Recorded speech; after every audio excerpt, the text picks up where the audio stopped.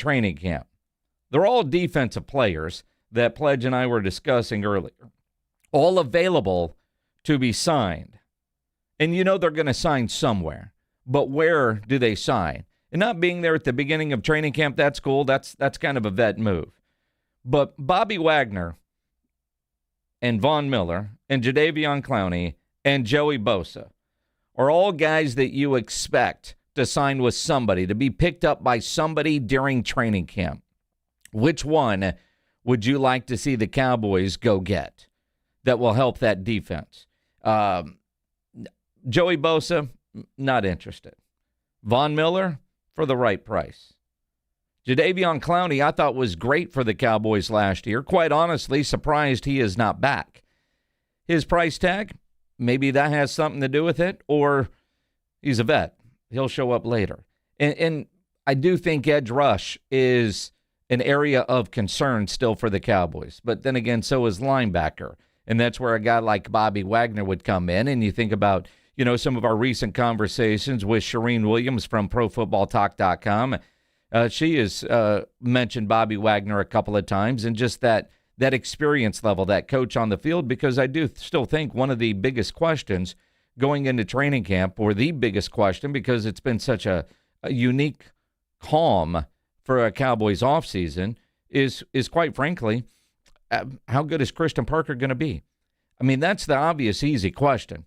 How good is he going to be in improving a piss-poor defense from a year ago? On paper, it looks like they've done a lot. But we need to see how it looks on the field. We have a guy in a position that he's not been in before. He will make mistakes. But are these players going to cover up some of those mistakes? How much help? It's just a whole different look, which will be a fun part for us when we get out there for training camp. Ryan Nagel and myself will arrive the day the pads go on. And that's when you get a really good idea of who's where, and you look at the different combinations that Christian Parker could be playing with. That is intriguing. But what are some of the other questions that you want answered by the Cowboys while they are in Oxnard, while we are in Oxnard next week? 210-656-ESPN, 656-3776. We'll get into that quite a bit today. And, of course, it's just me and you today. So pick up the phone. Let's talk. Let's have one of those kind of days, because, quite frankly, I had myself a weekend. And I feel like half of San Antonio was at the Alamo Dome on Friday night for the AC/DC concert. And what a show. And it's cool to have a building like the Alamo Dome that can host an event like that, because AC/DC is only playing stadium shows. And it's interesting, leading up leading up to the to the concert, I saw a lot of comments about, well, they're old, they're going to suck. They did not suck. That was an incredible show by a legendary band. And if you've got a bucket list of bands that you want to see that you've never seen before, and AC/DC was one of those for me. Now, a year ago when they were playing in Dallas, and I was hesitant because I read some things about how they were sounding. And yeah, Brian doesn't quite sound like he did. He's in his 70s. But for a show, to watch Angus continue to do what he did without breaking a hip was impressive. The energy level that those old dudes had and the crowd, that was one hell of a concert. And you think about some of the big shows that have recently played in the Alamo Dome. And I can only speak to the ones that I've been to. But that one was right up there. I mean, the stage setup, overall production value was extremely high, but it wasn't over the top crazy. But the Alamo Dome looked great, sounded great, and the fans are into it because AC/DC did the right thing, and they played hit after hit after hit after hit after hit. And I know there's still some other big shows that are coming to the Dome.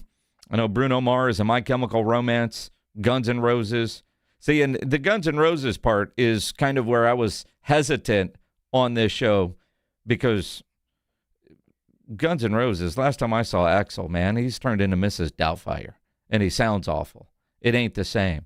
AC/DC was phenomenal, and my seats were awesome. Of course, I got them from John over at Awesome Tickets. He always takes care of, making sure I get where I want to be at. And when I say taking care of, I pay for him. But I know when you've got somebody like that, you're going to get great seats. And I trust John to do that. So many people, I felt like everybody was there. And if you weren't there, you've got FOMO, because it was one of those shows that you're going to talk about because it was that good of a show. I'm trying to think, probably, again, fresh off the mind, top 10 concert in the Alamo Dome in recent memory. It was awesome. If you were there, let me know. Played a little golf on Saturday. Played really well for me, which isn't great, but really well for me. And then went to the Rangers-Mariners game yesterday. Rangers-Mariners, and Rangers win the series. They blew a lead yesterday, which they haven't done all year. So they still win the series, but they lose yesterday. But you look at that division, which sucks. Everybody's at 500. Between the Astros, the Mariners, and the Rangers. That's a race of mediocrity that's going to go down to the wire. It feels like. But I don't think either of the three have a chance of doing anything in the postseason. Although if you get there, we'll see. But I went and saw the Astros a week ago, and they were god-awful. The Rangers were good this weekend, and they were good yesterday, but then they blew the lead.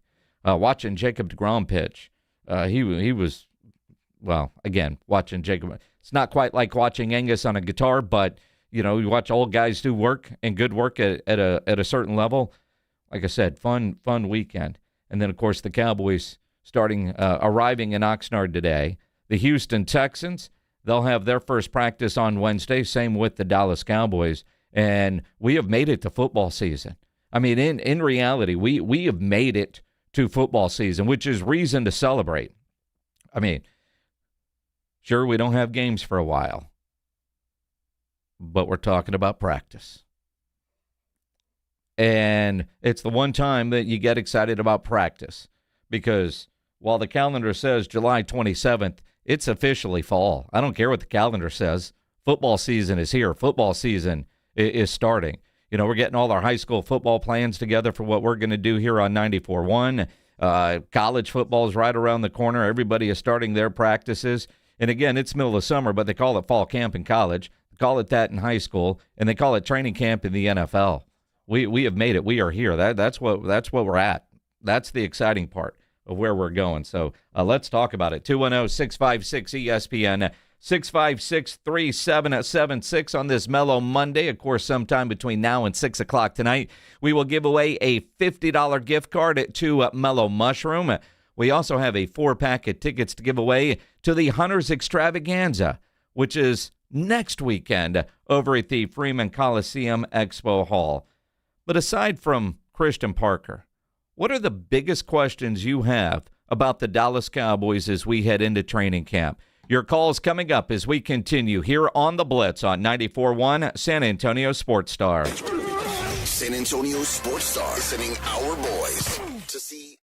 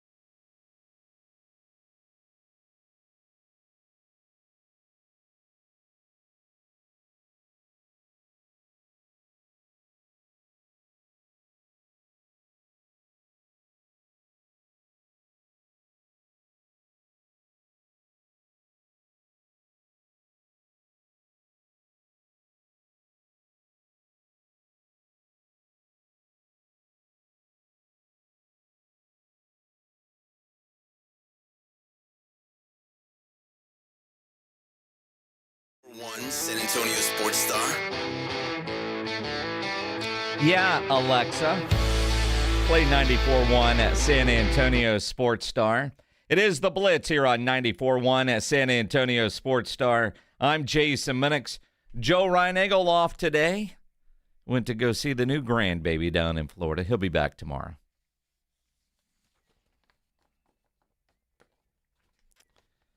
Cowboys in Oxnard, California. The Cowboys, they arrived today, and, the pomp and circumstance. You'll see the reporters that are out there taking pictures of what it looks like this year versus, well, it looks the same every year with 2026 on all the stuff. You'll, I'm sure, start seeing photos of Jerry's bus as they take over Oxnard for the next month. Jerry on the podium tomorrow, and then practice begins on Wednesday. At that point, you are into it, right? And this offseason has been a very strange offseason for the Dallas Cowboys, has it not? I mean, the reality that no drama, no weird news, no contract disputes, no nothing. It's almost like every other team. Their coach didn't get in a car accident and that got, hid from the media for 10, 11 days, which is a bizarre story in itself. Cowboys seemingly doing some good work in the offseason, building towards the future. No negative headlines, no negative nothing. I'm not used to that, right? That is not your typical Dallas Cowboys offseason.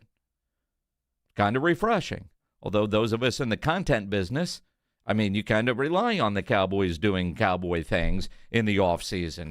The typical Cowboy, it's just odd.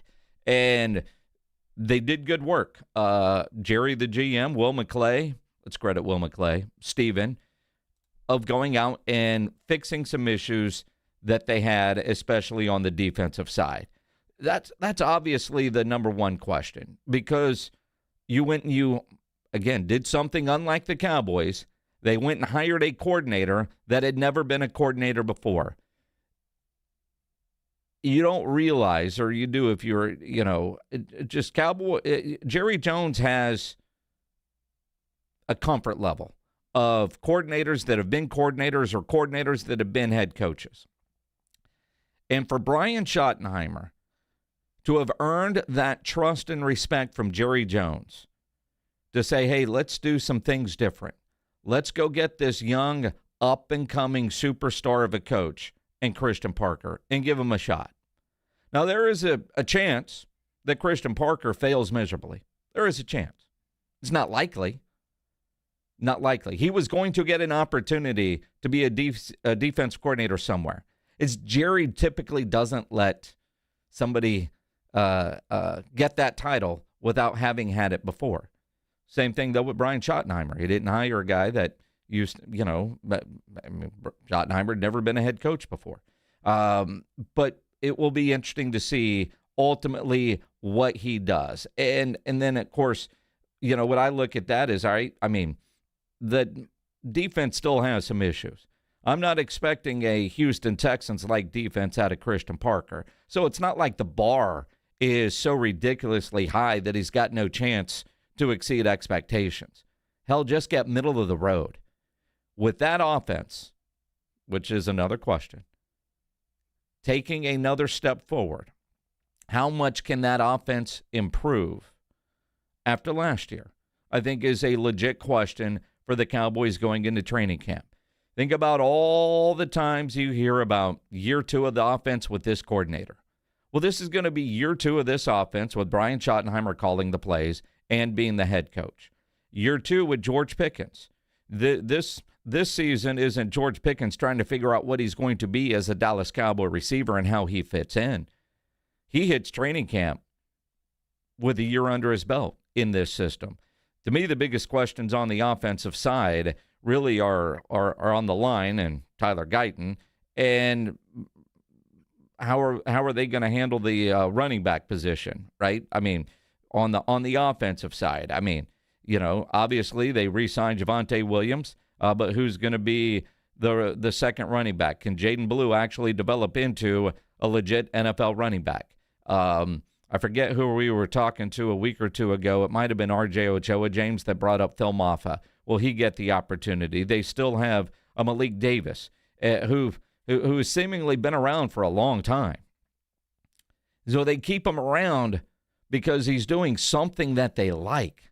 But at some point, he's got to do something to actually stick around. Now, he's been doing that. And there have been a number of guys that have built NFL careers waiting for their opportunity. But at some point, Malik Davis has to do something. I would like it to be Jaden Blue because the expectations that were on him when he was coming out of the University of Texas. Can he end up being a little bit more like what we saw with the Longhorns? And will he not do things that really piss off his coach, like, wear these fancy shoes to practice that look good but gave you blisters and shut you down? You think about, Malik Davis is, what was he, 3-4 years there now? At least since McCarthy. Yeah, I mean, I'd have to look up, but it's like Malik Davis, you almost forget that he's around. But in a lot of ways, like Rico Dowdle was for a long time. At some point, Rico Dowdle got the opportunity, and I'm sure there are some within that building and a lot of fans that are probably still wishing that Rico Dowdle was still around. Although Jerry wasn't going to pay that guy the kind of money he was getting elsewhere, but he stuck around, and then went and got paid. But outside of that, not a ton of questions for the Cowboys offensively. Obviously, figuring out your offensive line, especially your tackle position. And, Terrence Steele at right tackle, cool. But your left tackle, Tyler Guyton, has to be one that could figure it out. So Malik Davis has been around since 2022. I mean, good dude. But for the Cowboys, for the most part, when it comes down to positions, right? I mean, they added Rashawn Gary. You've got Lawrence that could be there. They are expecting big things from Donovan Ezaraku going into his second year. There's some of those different publications that have him on a breakout season list. So it's not just the Cowboys counting on Donovan Ezaraku, but a lot of the scouts that work in the media are looking at a guy that, all right, this is going to be a breakout opportunity, especially he's going to have every opportunity, you would think. But there's still a lot of holes on that defensive side that they're going to have to figure out and then see how things get worked in. And again, there's somebody that's going to be on the opening day roster that is not checking into their hotel room today in Oxnard, California. And there are some veterans out there that if you're Jerry and Steven and Will McClay, are you trying to get ahead of something? Do you wait a week or two and then see, all right, now that we put the pads on, this guy isn't going to work or this guy isn't what we thought it was going to be? Especially some of the rookies. Not Caleb Downs. He's going to have to. He's one that cannot show up and look like a rookie. Caleb Downs cannot show up and look like a rookie. But when you look at some of the other guys, they might have looked good in shorts and T-shirts and a helmet, during mini camps. There were no pads on. And once the pads go on Sunday, then you might start looking around and going, okay, maybe we do need to get a Jadeveon Clowney on the phone. Von Miller is an easy one if the price is right. Bobby Wagner is one that just from the linebacker. Now, granted, I thought Bobby Wagner was going to be a Cowboy multiple times over. Oh, Dan Quinn's here. He's going to bring Bobby Wagner. Oh, crap. He went to Washington. But Bobby Wagner is one of those guys that just from the IQ level, he's not going to make the mental mistake. Could he go in and be the green dot guy? But how much is left in the tank? Well, go look at Bobby Wagner's stats the last couple of years. There's plenty left there. For an older guy, the production is still there. The secondary for the Cowboys, again, question marks, but it feels like the questions have been answered. And with a guy like a Deron Bland, you got to stay healthy. But with the additions that they went out and made this offseason, is a couple of new dudes. They're, but the expectation, we've seen them play before in other places. So they come to Dallas and get it done. The, what comes first question will come into play. A good pass rush will help out that secondary. That secondary should help out that pass rush. The interior defensive line for the Cowboys might be one of the best position groups in all of the NFL. But can they get to the quarterback? The edge to me is still there. There's a lot of questions there. There's a lot of a lot of what ifs. A lot of if they do this, if they do that. And again, with this Dallas Cowboys defense, it's not like anybody is expecting them to be a top 5, a top 10 defense. If they're top 16, this Dallas Cowboy team should be fine. If they're top 16. So they were god-awful. Now they just have to be okay. And if this team has got an okay, we're talking about a Cowboy team that hasn't made the playoffs in 2 years. With that offense, that's embarrassing. With any sense of defense, get a stomp or two. Get a turnover or two. And go from there. This Cowboy team should be pretty good. My nephew was in town over the weekend, and he's a baseball guy. He's a Mariner guy through and through, and of all things, a Viking fan. I don't know how a guy in the Northwest grows up a Viking fan, but I digress. But we were talking about, because he's got Dak Prescott in, a keeper league. And he's like, man, I hope Dak throws for like 5,000 or 5,500 yards. And I'm thinking, I don't know that I want Dak Prescott throwing for that many yards. Oh, why not? Because they're behind. And again, with the George Pickens and a CeeDee Lamb and a Jake Ferguson, and you look at those wide receivers, sure, he's going to throw for a ton of yards. But I really do think if he is throwing for that many yards, that's probably not good for the Dallas Cowboys, because you need the Cowboys defense to get a stop or two, get a takeaway or two, and have a lead. Play from ahead. Good Lord, what a concept for Brian Schottenheimer. And if you're playing from ahead and you're running the ball well and shortening the game, De'Aaron Fox, that's an interesting concept, then no, I don't know that Dak needs to throw for 5,000 yards. You go back and you think about a lot of the games last year. Cowboys go 3 and out to start the game. Maybe they get a first down and then punt, and the other team goes right down and scores. And now the Cowboys are playing from behind, and maybe they kick a field goal, so it's 7-3. And that defense can't get a stop. Now it's 14-3. And now you're trying to play catch-up. It rinse, wash, repeat. And even though Brian Schottenheimer would say, well, we don't always have to get out of our game plan. I'm watching the game. You're out of your game plan, right? If the Cowboys can actually get leads and play from ahead because they're getting stops, which is all Christian Parker needs to do. Again, not shut everybody down, because there are going to be some games that's not going to be the case. And I look at the Houston game, that's week 4, right? That's one of the best offenses in the league against one of the best defenses in the league. What's going to give? That's one of those prime games where that Cowboy defense is going to have to be what wins it for the Dallas Cowboys, because that Cowboys offense against that Houston defense, they're not going to light them up. They're not. They're just not. But being realistic, they're not. But can the defense get enough stops on C.J. Stroud in that game in Houston? Can they get a takeaway? Can they do something? Because I think the Cowboys offense will score.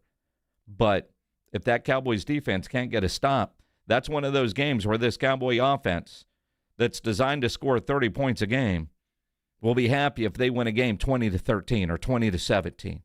And to think that the Cowboys defense can hold anybody under 20 is laughable, at least from last year. And that's kind of the measuring stick that you could look at for Christian Parker trying to get this team to being a mediocre type of defense. Just be middle of the pack. They don't have to be great. They don't have to be great. But can they be good enough to help win some of these football games? It can't be all on Dak Prescott and the offense just outscoring everybody week in and week out, because that's not going to happen.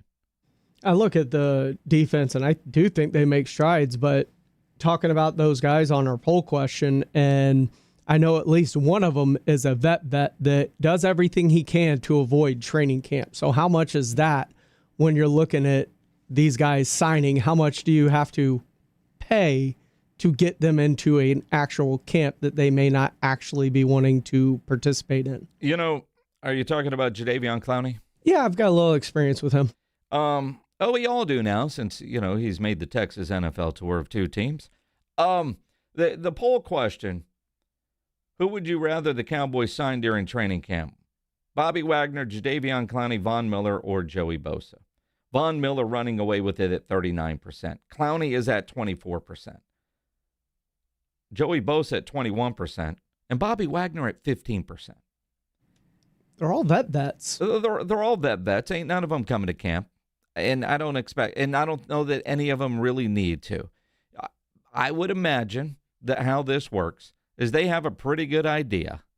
And if they got a pretty good idea or some sort of handshake agreement, I can send you the playbook as long as I know you're in shape and you're ready to rock and roll. And some of these guys might wait a couple weeks into the season. But if there's one of those guys that Christian Parker really wants,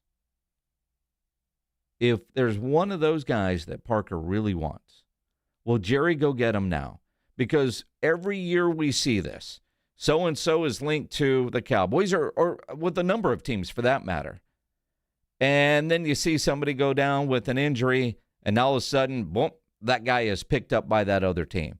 So if there's one of these guys that the Cowboys really have an eye on, I know what our poll says. Now, Von Miller is going to be the most expensive. Now, Von has already posted, some Instagram stuff with him in a Cowboy uniform, and we know where he wants to play. But he also wants to get paid. He's the one, of all of these, he feels like he's the one that's going to command the highest salary, and that's probably something that Jerry isn't going to do. But this has been an offseason in which the Cowboys haven't done what we've typically seen them do. So, hell, maybe they'll find the money in the couch cushions, if you will. Bobby Wagner,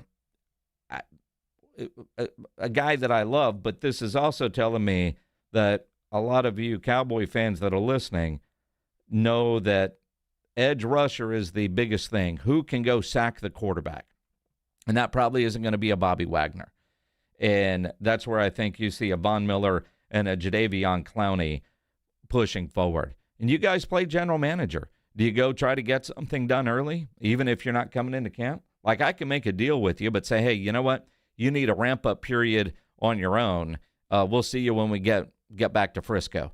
There's a possibility that the Cowboys could do that, and I wouldn't be mad at it. None of these guys need to be in Oxnard. None of them. And I'm okay with that. I wish they would be, and I'm sure wherever they end up, but veteran defensive players do this a lot. And for a guy like Jadeveon Clowney, even though he's been in Dallas, it's all different now because Christian Parker is completely changing the defense.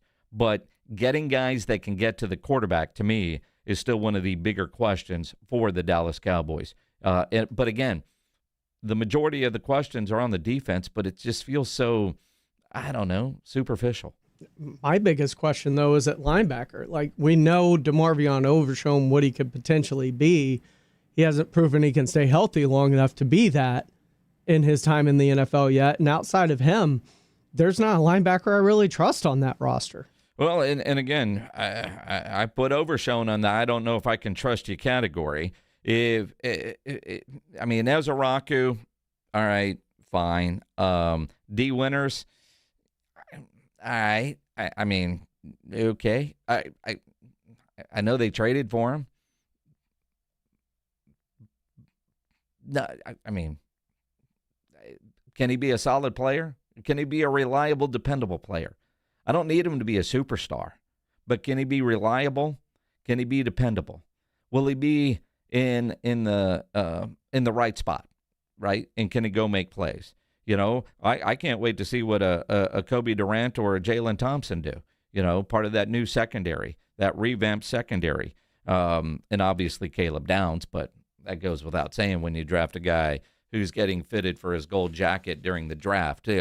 Expectations, kid, man. I hope you live up that. No, but again, I don't expect a Caleb Downs to come in and look like a rookie, right? I mean, I just don't. Malachi Lawrence, I mean, do I expect him to look like a rookie even though he was a first-round guy?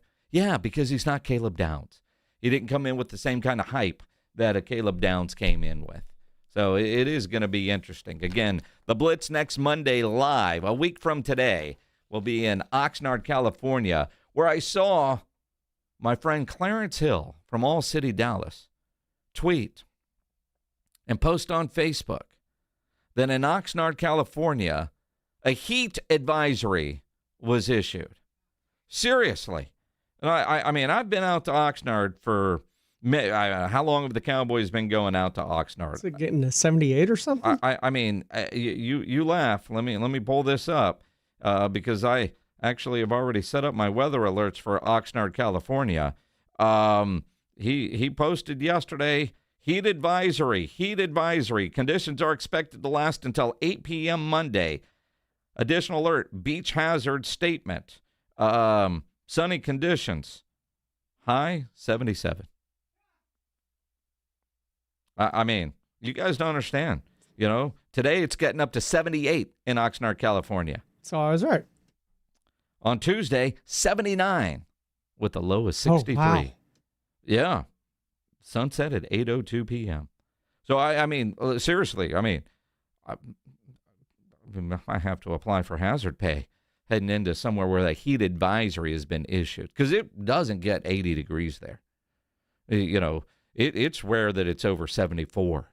So this is serious business, this heat advisory in Oxnard. You may have to cancel your trip. These are not suitable working conditions. I'll take one for the team, Pledge. I mean, I don't want you to get in any kind of I'll make sure we have some water. Health scare. We'll have some water. We'll push through. We'll survive. I mean, I have done Texans camp before, where you sweated in places you didn't know you had. In a bubble. Yeah, well, but sometimes we had to stand outside and watch practice, and you're drenched as if you were running for an hour. Man, I love Houston. Not.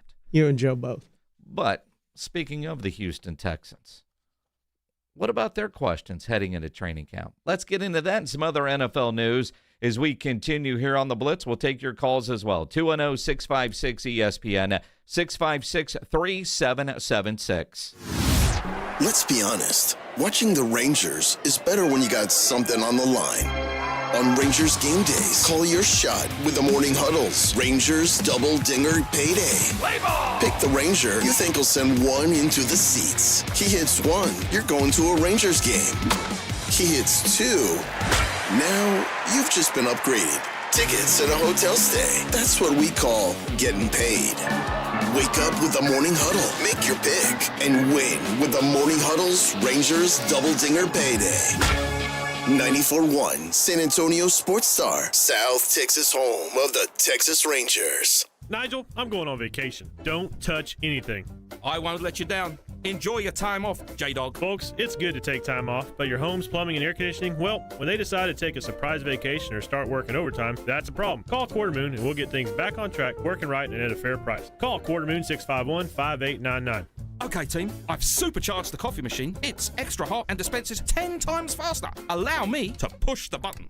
Quick, call the plumber! License number TACLA 88589E M16004. Amy Cox did something smart. She saved hundreds on auto insurance switching to Progressive. And with that money, she decided to treat herself to an anti-aging red light mask. Will she look like a horror movie villain every night? Yes. Will her boyfriend Kevin be scarred for life? That's certainly a risk. But it's Amy's savings, and if she's willing to risk her relationship for smooth, wrinkle-free skin, well, bye-bye, Kevin. Switch and see if you could save with Progressive and treat yourself. Progressive Casualty Insurance Company and Affiliates. The granddaddy of all hunting shows is back, and we're celebrating our 50th year of the Hunters Extravaganza. Join us in San Antonio August 7th through 9th. Come see Gator Country, Heart of Texas snake handlers, enter the deer competition, and compete in the annual indoor 3D archery tournament. Discover the latest hunting gear and apparel, book hunts, and find everything you need for the hunt. The Hunters Extravaganza, brought to you by the Texas Trophy Hunters Association. Get tickets at ttha.com. If the world were like a Sleep Number mattress, everything would adapt for your comfort. Your coffee would never get cold. Your flight would always be on time. And your mattress would always respond to you and your unique sleep needs. Sleep Number mattresses are designed to respond to your body and shift with your changing life, helping you fall asleep faster and stay asleep longer. To experience a whole new world of comfort, visit a Sleep Number store or go to sleepnumber.com. Sleep Number. To a good life sleep. Time to go back to school with Famous Footwear. Why does it always sneak up on us? It's like when your kid tells you about a bake sale the night before. Then it's store-bought all the way. Stores are the best. Like Famous, with 800 stores, they're always nearby with shoes from the best brands like Jordan, Nike, Adidas, Birkenstock, New Balance, Skechers, and more. Right now it's BOGO. Buy one pair, get one half off at Famous Footwear. And shop in-store to get $10 to spend this fall. Some exclusions apply. Life is meant to be lived in motion, in the moment, on the go.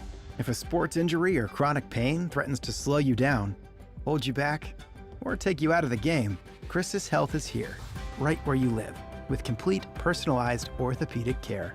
Because you have a lot of games to play, miles to go, and life to live. Christus Health, your life, our purpose. Find care near you at christushealth.org.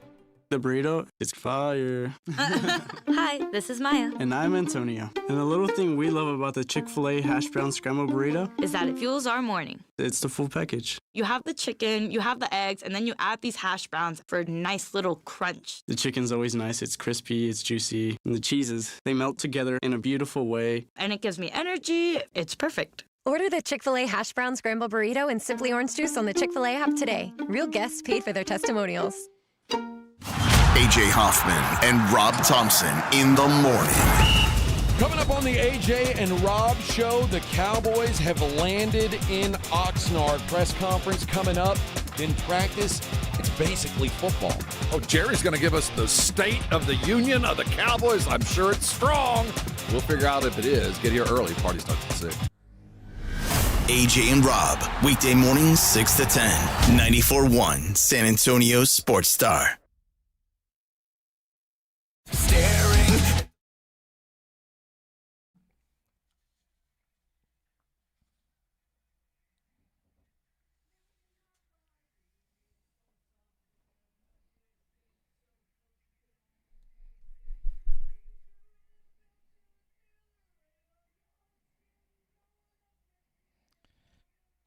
If you could only see Pledge dancing in the other studio.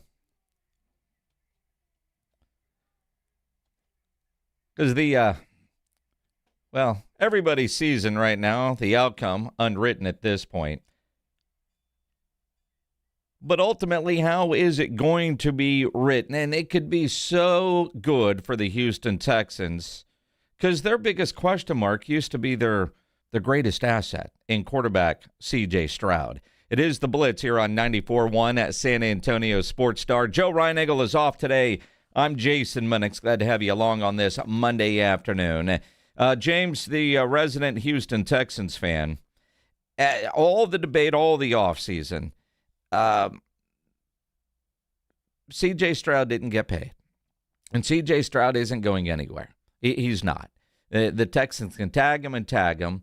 But honestly, the more I think about it, I don't know that I would be overly surprised if they got a deal done at some point before the start of the regular season. Because if he goes out and has a great year, it's going to cost Nick Caserio a lot more, than it will if he were to get that deal done today. So really, how much belief does that organization have in their quarterback, C.J. Stroud? Because when you look at the next round of quarterbacks that are due to get paid, led by Jaden Daniels, and if CJ's not signed yet, you know what they say about tides, all boats rise. And today is the cheapest you're ever going to get, CJ Stroud. I know they took care of Will Anderson, and they need to. But in reality, as you get closer to the start of the season, I wouldn't be surprised to see a deal get done for CJ Stroud. Does he really have to prove another year of what he is? Now, we're surprised at how poorly he played last year. But I went and I was looking at his stats earlier.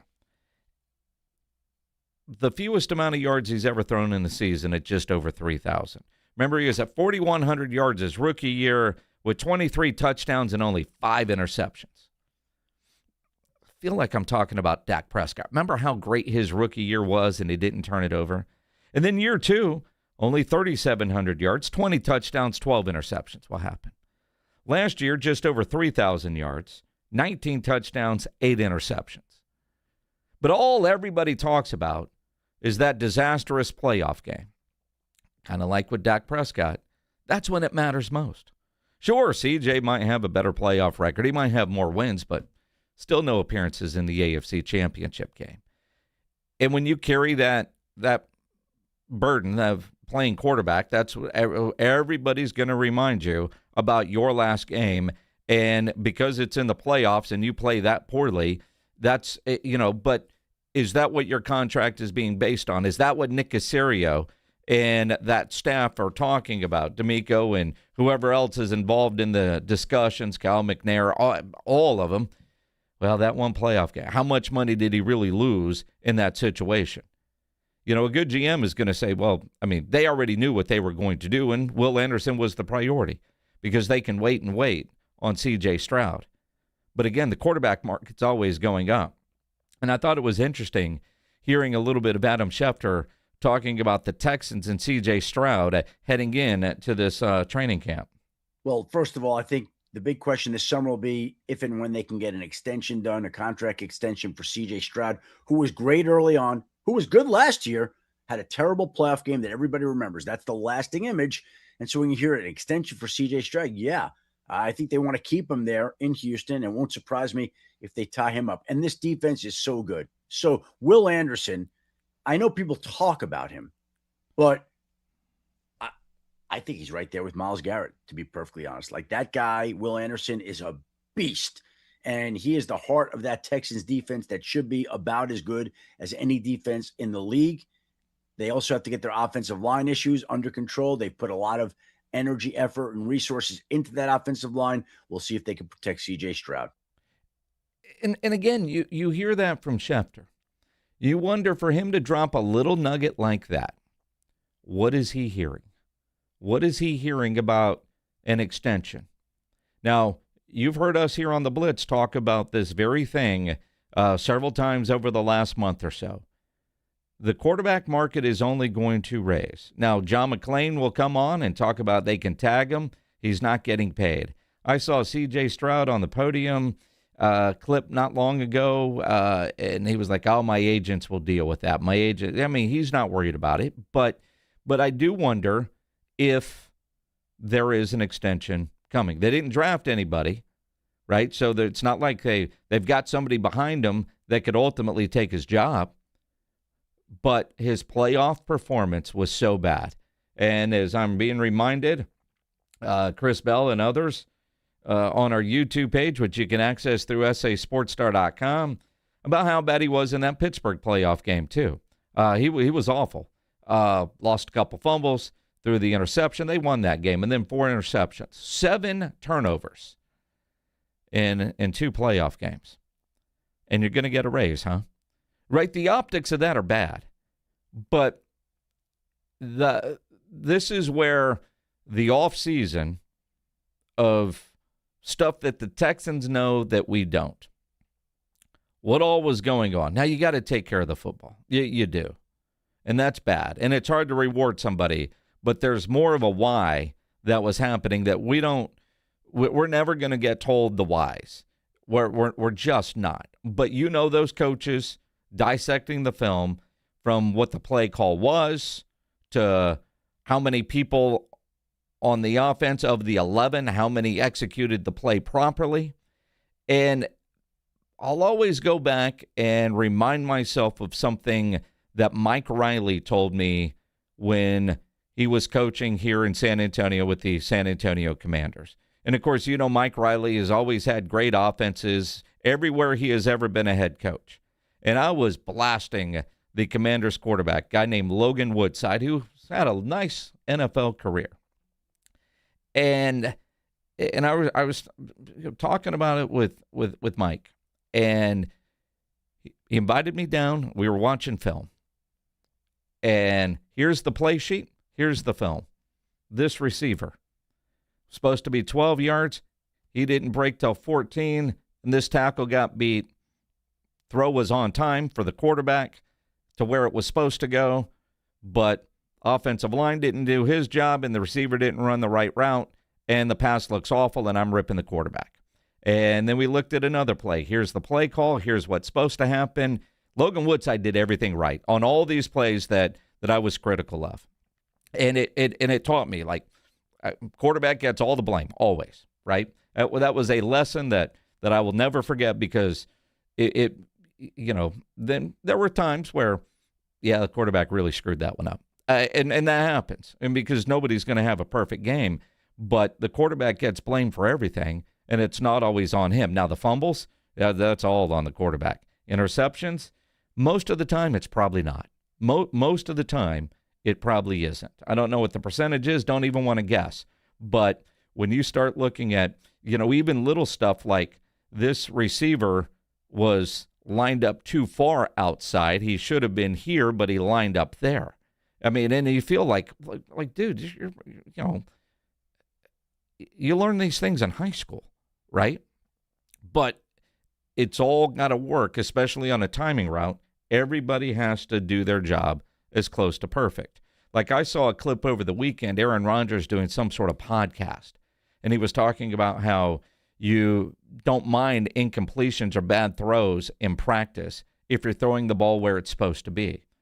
And I'm thinking, you know what? That's probably right if you're Aaron Rodgers. But if you're a backup quarterback trying to make a play because everything is charted, it's probably not good to have a bunch of incompletions, whether you are throwing it to the right spot or not, right? But different levels of quarterback play. But what Aaron Rodgers was saying, going along with what I've learned from Mike Riley, I could see it. Do you practice it the right way, or are you throwing it in the wrong spot because that's where your receiver went? I mean, it is kind of fascinating when you kind of break that down and look at it that way. But again, CJ was awful in the playoffs. Bad time to be awful in the playoffs when your extension is up. But the point of that is Nick Caserio and that staff have a lot more intel as to the why he was so pathetic in the postseason. It was bad. I mean, because I really do think, and I know Reinagle has said this a couple of times, they go to the Super Bowl if they don't lose that game to New England. They go to the Super Bowl. I don't know that they would have won the Super Bowl, seeing how well Seattle played, but I do think that would have been one low-scoring Super Bowl with that Seattle defense against the Houston defense. But I think that was a golden opportunity last year for Houston to get to the Super Bowl. This year, is their offensive line good enough to protect CJ a little bit more than what we've seen? They've had a shuffle there. That defense is that defense. Can it be as good this year as it was last year? But it's not like they're going to fall out of the top 5, fall out of the top 10, because all those monsters are back. So I expect a really good year from the Houston Texans. I'm just interested to see what this offensive line looks like, because this is the first time they've really put an investment in front of C.J. Stroud. Everybody talks about the bad protection. Like, they had simple TE stunts that weren't getting picked up and free runners at C.J. Stroud, which leads to some of his issues, obviously. But you go out and invest in a Wyatt Teller. You go out and you bring in a Braden Smith. You invest highly in the draft in Keelan Rutledge. You re-sign the guy that overperformed last year in Ed Ingram, and Ariante Ursary looks like a really good pick from last year. So does that help to solidify things in front of C.J. Stroud to where we can see something more similar to his rookie year? Well, I think... And having a run game. Yeah, all of those offensive linemen are certainly going to help. But they also added a David Montgomery, which is a huge pickup. Huge. I really like the Texans and what they're going to do this year, what I expect them to do in the AFC. I'll root for them in every game except one. Week 4? Yeah. In Houston.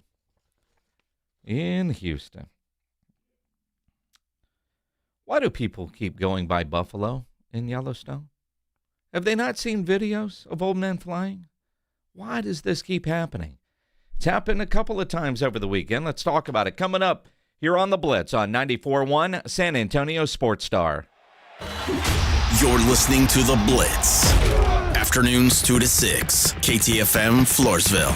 And everywhere at sasportstar.com. Uncover the root of your problems and improve the quality of your life. I'm Dr. Torres from the Institute for Functional Health. For more than a decade, we have helped people restore energy, vitality, libido, and drive. Most patients come to us because they feel unheard or stuck. Schedule your discovery day. We'll talk about your history, run advanced testing, and build a personalized plan that fits your life. We have helped thousands of people just like you. Call 210-468-1891. I'm Dr. Torres at the Institute for Functional Health. 210-468-1891.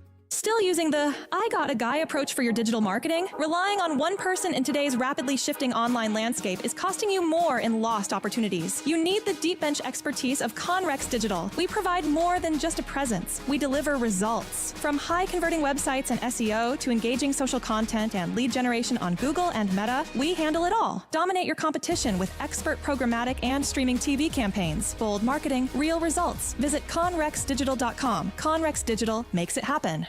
Finding great candidates to hire can be like, well, trying to find a needle in a haystack. Sure, you can post your job to some job board, but then all you can do is hope the right person comes along, which is why you should try ZipRecruiter for free at ZipRecruiter.com/radio.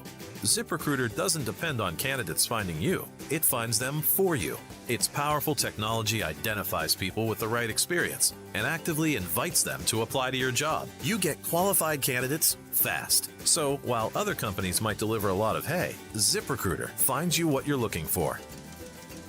The needle in the haystack. See why 4 out of 5 employers who post a job on ZipRecruiter get a quality candidate within the first day. ZipRecruiter, the smartest way to hire. And right now, you can try ZipRecruiter for free. That's right, free at ZipRecruiter.com/radio. That's ZipRecruiter.com/radio. ZipRecruiter.com/radio. ZipRecruiter. 94.1 San Antonio Sports Star and the Gomez Law Firm presents the 2026 Back to School Drive. Saturday, August 1st from 11 till 1 or while supplies last at the Gomez Law Firm, 2943 Moss Rock Drive. Free backpacks and school supplies for all school-age children while supplies last. Saturday, August 1st from 11 till 1. Sponsored in part by the College for Healthcare Professionals, AI United Insurance, Central Med, Tamalitos Restaurants, Somerset Academy, and Romo Door Supply. San Antonio's Sports Center. Arizona Cardinals quarterback holdout Jacoby Brissett. Well, his holdout has now come to an end just before they started camp as they agreed on a rework deal that increases his compensation to $50.5 million that with incentives can push his total over $21 million for 2026. Also, Kansas City Chiefs offensive coordinator Eric Bieniemy's wife was shot by their son. Sports Center is brought to you by Buyers Barricades, the Texas authority in barricade rental. BuyersBarricades.com. From the studios of San Antonio's Sports Star, reaching more sports fans than any station in South Texas. Welcome to The Blitz. 2 decades on the radio, Jason Minix. 2 decades on TV, Joe Reinagel.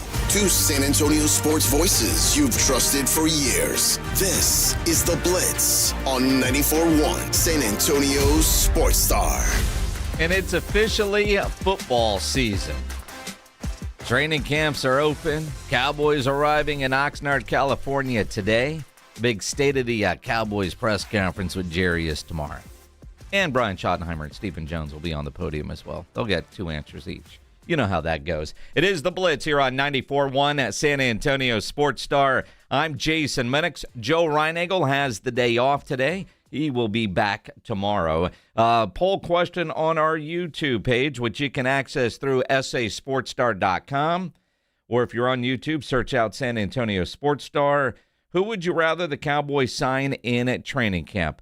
Knowing that there are some good veteran players out there that aren't showing up for camp. Vet move, or they just haven't decided where they want to play yet. Bobby Wagner, Jadeveon Clowney, Von Miller, or Joey Bosa. None of the above is not an answer, although I've seen that a couple of times in the comments. Right now, Von Miller is leading with 37% of the vote. Jadeveon Clowney at 25%. Joey Bosa and Bobby Wagner are each at 19%. I can make an argument for 3 of the 4. I got zero interest in Joey Bosa. Bobby Wagner, linebacker. Clowney and Miller, obvious.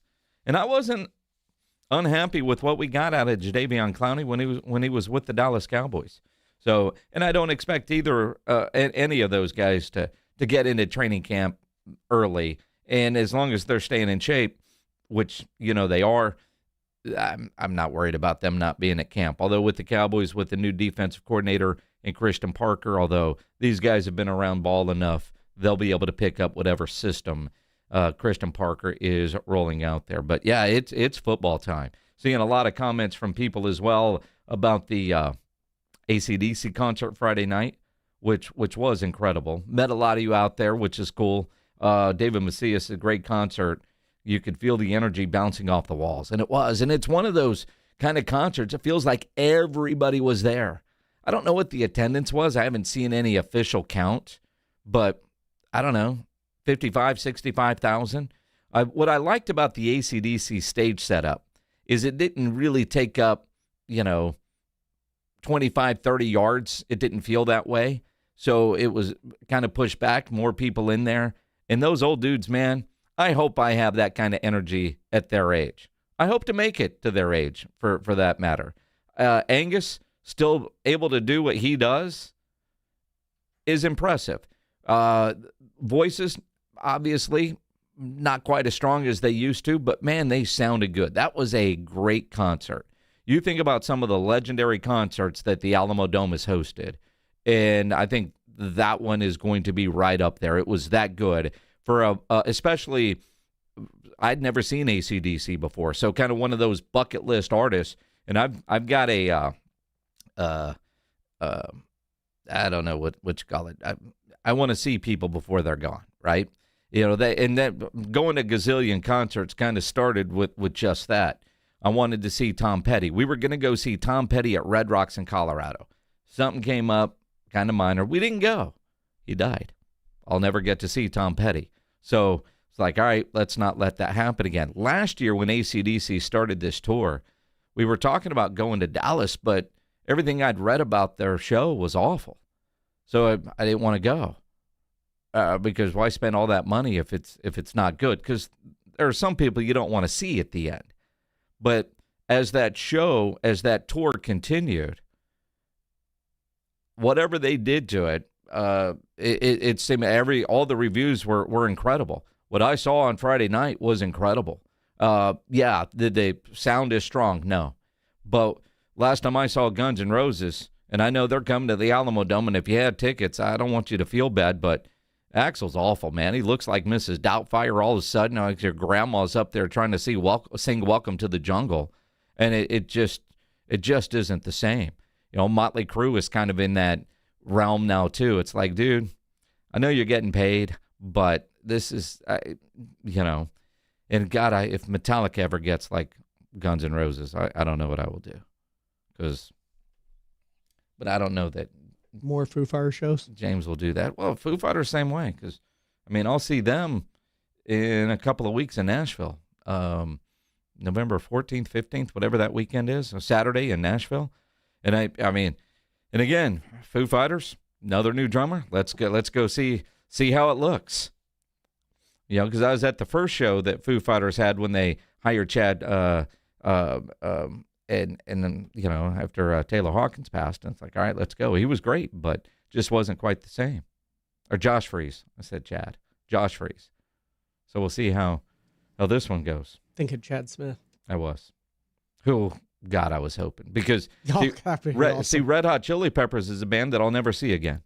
Last 2 times I've seen Red Hot Chili Peppers, mailing it in is being kind. When they played ACL, I think they finished like 20 minutes early. You know, ACL is a production. Like, the headline band finishes and fireworks go off. They were done and nothing. Yeah, It was like 20 minutes later, and then the fireworks, because I guess automatic timer, they were going off. No desire to ever see the Red Hot Chili Peppers again. They were last 2 times they were bad. I mean, just mailing it in. What am I doing? Is that on Ketis and Flea or? Yeah. Or just Ketis. Well, I mean, you could just tell when all of them are just kind of going through the motions. Like, yep, I've got to sing this one again. Yep, here's what we're doing. I don't know if they were skipping songs, because those things are always so timed out. But you just feel like you can tell when somebody is mailing it in, and they were mailing it in. What we saw Friday night from AC/DC was a band that was putting on a show. They were giving all, and the energy that those dudes have for their age, and the crowd too. The crowd was into it. And again, you know, there were some kids there, but there were, you know, not a lot. I mean, there were guys our age, you know, kind of going, let's go relive the high school days. Back in my day. There were some ladies there that were reliving the high school days, wearing stuff that they probably wore in high school that they probably shouldn't be wearing now. And man, and you know what? I did the park and ride, which is awesome. Mm-hmm. But man, they needed more buses. Yeah, I heard it was busy. It was so busy, and I don't know if they just weren't prepared for it, or if that many people were smart, saying, you know what, it's gonna be a night. It's gonna be a night. It's gonna be a night. But you know, by the time I got from Otama Park home, and we drove to the Via lot, and I saw that line, I was like, oh crap. And I mean, even with park and ride, it took an hour to get down there. I mean, just waiting in line for buses. That was, I mean, I don't know, but I love park and ride for UTSA football, and I don't know if they had the same bus plan for UTSA football, but I've never waited like that at a park and ride event before. So hats off to San Antonio for being smart, but you know, there were people parked all the way at the Dave & Buster's. They were on the grass. They were at the mall across. I mean, finding a place to park was, well, as if we had gone downtown and tried to find parking somewhere near the Alamo Dome. Although, once you got there and got your tokens, line is what it is, and getting home was easy. Although, went to Alibis for a couple of drinks afterwards and let the masses leave and then get on a bus before they stopped the run. That move. I think there's probably a few more people at AC/DC. Yeah. Then what? UTSA? Yeah, I think so. Oh, yeah. Yeah, just, I don't know. Couple. UTSA football will get there. They will get there. Let's do the Headline Blitz. This is Jason and Joe's Headline Blitz. Brought to you by Novu Brazil Brewery in North Star Mall. 2 guys, 2 opinions, never enough time. You know, all those people taking park and ride, you know, because they don't want to be like Tony Romo. He got his DWI, DUI, OWI, whatever they call it in Wisconsin. And we all saw the, you know, when you're famous and you get a DWI, that kind of thing happens. Hell, the Washington Commanders fired their brand new tight end coach today. Training camp starts in 2 days for them. Dude got a DWI in June, and he got officially let go today. Technically fired for violating team policy. But Tony Romo's DWI, he pulled out of a golf tournament that he plays in every year up in Tyler, the M&P Group Texas State Open. He does every year.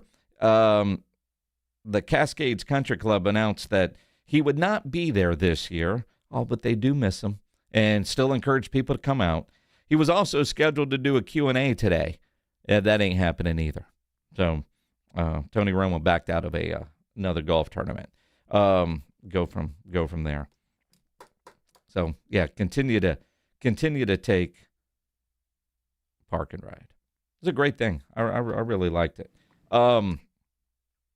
You're a big Deadpool guy. Yeah. James Pledger is a Deadpool guy. Yeah. You go to Comic-Con type things, right? Yeah, I've been to a bunch. The ones here. There was a big Comic-Con in San Diego over the weekend. The biggest.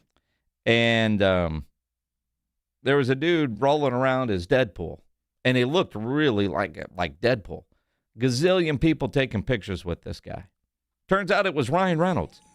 He went full costume and walked around Comic-Con, took pictures with hundreds of people that had no idea that they were actually taking a picture with Ryan Reynolds. That was so cool. I saw the, videos of it later, and it's just his interactions with people, and then everybody kind of figures it out at the end when he actually stands up at the Hall H panel and asks a question to the Avengers staff, because they do panels on stage, and the crowd went nuts. Now, you just lost me on all of that. But I thought it was a cool thing. And so you never know when there's a Comic-Con. Never know. And you see the costume and it looks really good. That might be. Might be him. Might be. But all those people that have their photos and the videos that are circulating, including from Ryan Reynolds' own social account, they've done a good job. That's pretty awesome. And if you're famous, to be able to go and do that and take a whole bunch of pictures, but just keep walking, that had to be a lot of fun for him. I think that's why they love stuff like that, because they can be fairly innocuous when they go dressed as a character of theirs. Like, I know a few years ago, I want to say Andrew Garfield went dressed as Spider-Man to promote the upcoming Spider-Man movie, but nobody knew it was him just walking around the floor doing that. It's very cool, because if he was not dressed the way in the outfit and his face covered, he wouldn't have been able to walk through the room. And at those events, you pay for the photos and autographs of people. All those people got a free photo. I know, with Ryan the Reynolds. Dude. Yes. Very cool. Very cool. You know what's not? Is all these people that are getting too close to the buffalo at Yellowstone. Did they not learn? I mean, we all saw what happened to that old guy go flying through the air. There were people, there's a buffalo resting. Go find this video. It's crazy. So they're walking over like a little wood bridge, and they get right up on this buffalo. And I think one of them wanted to touch it. The buffalo got up and got on the bridge, and then these people start running. That buffalo just was hanging out. If that would have charged them, that video could have ended completely different. Same time over the weekend, I saw a video of a guy that was just fishing at Yellowstone. And he had no idea that a buffalo was walking up behind him, and some people were getting it on video because everybody has a phone now. They were screaming at him. He realizes, oh, crap, that's a buffalo coming right at me. And so he starts walking away calmly, and the buffalo just went and got a drink. But you're out fishing, and a buffalo, hey, what's that over there? I'm hungry. I mean, dude, now I've been to Yellowstone. I've been near some of those, but not that close. You realize, man, it's not a petting zoo. I'm watching this video. Would you be able to calmly walk away like that? Are you watching the fishing video? Yeah. No. Well, maybe, because, stay calm, don't run. It's easy to say that, though. Well, as long as the buffalo's not running at me. I know I'm going to lose the race, but at that point, but he's also, walking in the water. So, I mean, it's like what can he really do? But the buffalo does look like it's on a little bit of a mission to go get a drink. Because that's when we saw buffalo, we were on this road and they were all coming up, and these ladies were getting out of the car. So I started filming the ladies, waiting for the buffalo to go do something to them. I'm sure they got a great photo for the gram, but they got to the little creek area and the buffalo started drinking. We were on the other side of the creek. It would have been nothing for them to cross over. But every time I see these videos, like you guys are idiots. Like, what the hell is wrong with you? Did you see the one of the people on the bridge? Yeah, I just saw that one. Those are idiots. Idiots. Why are you approaching it at all? I mean, and then it moves and you run like you're skip. I don't. You ain't winning that foot race either. Yeah. Gibbs on YouTube says, my dad got close to several buffalo and a moose at Yellowstone when I was a kid. He hid in the trees to get pictures back in the 90s. All right. It's before it would have gone viral. I mean, yeah.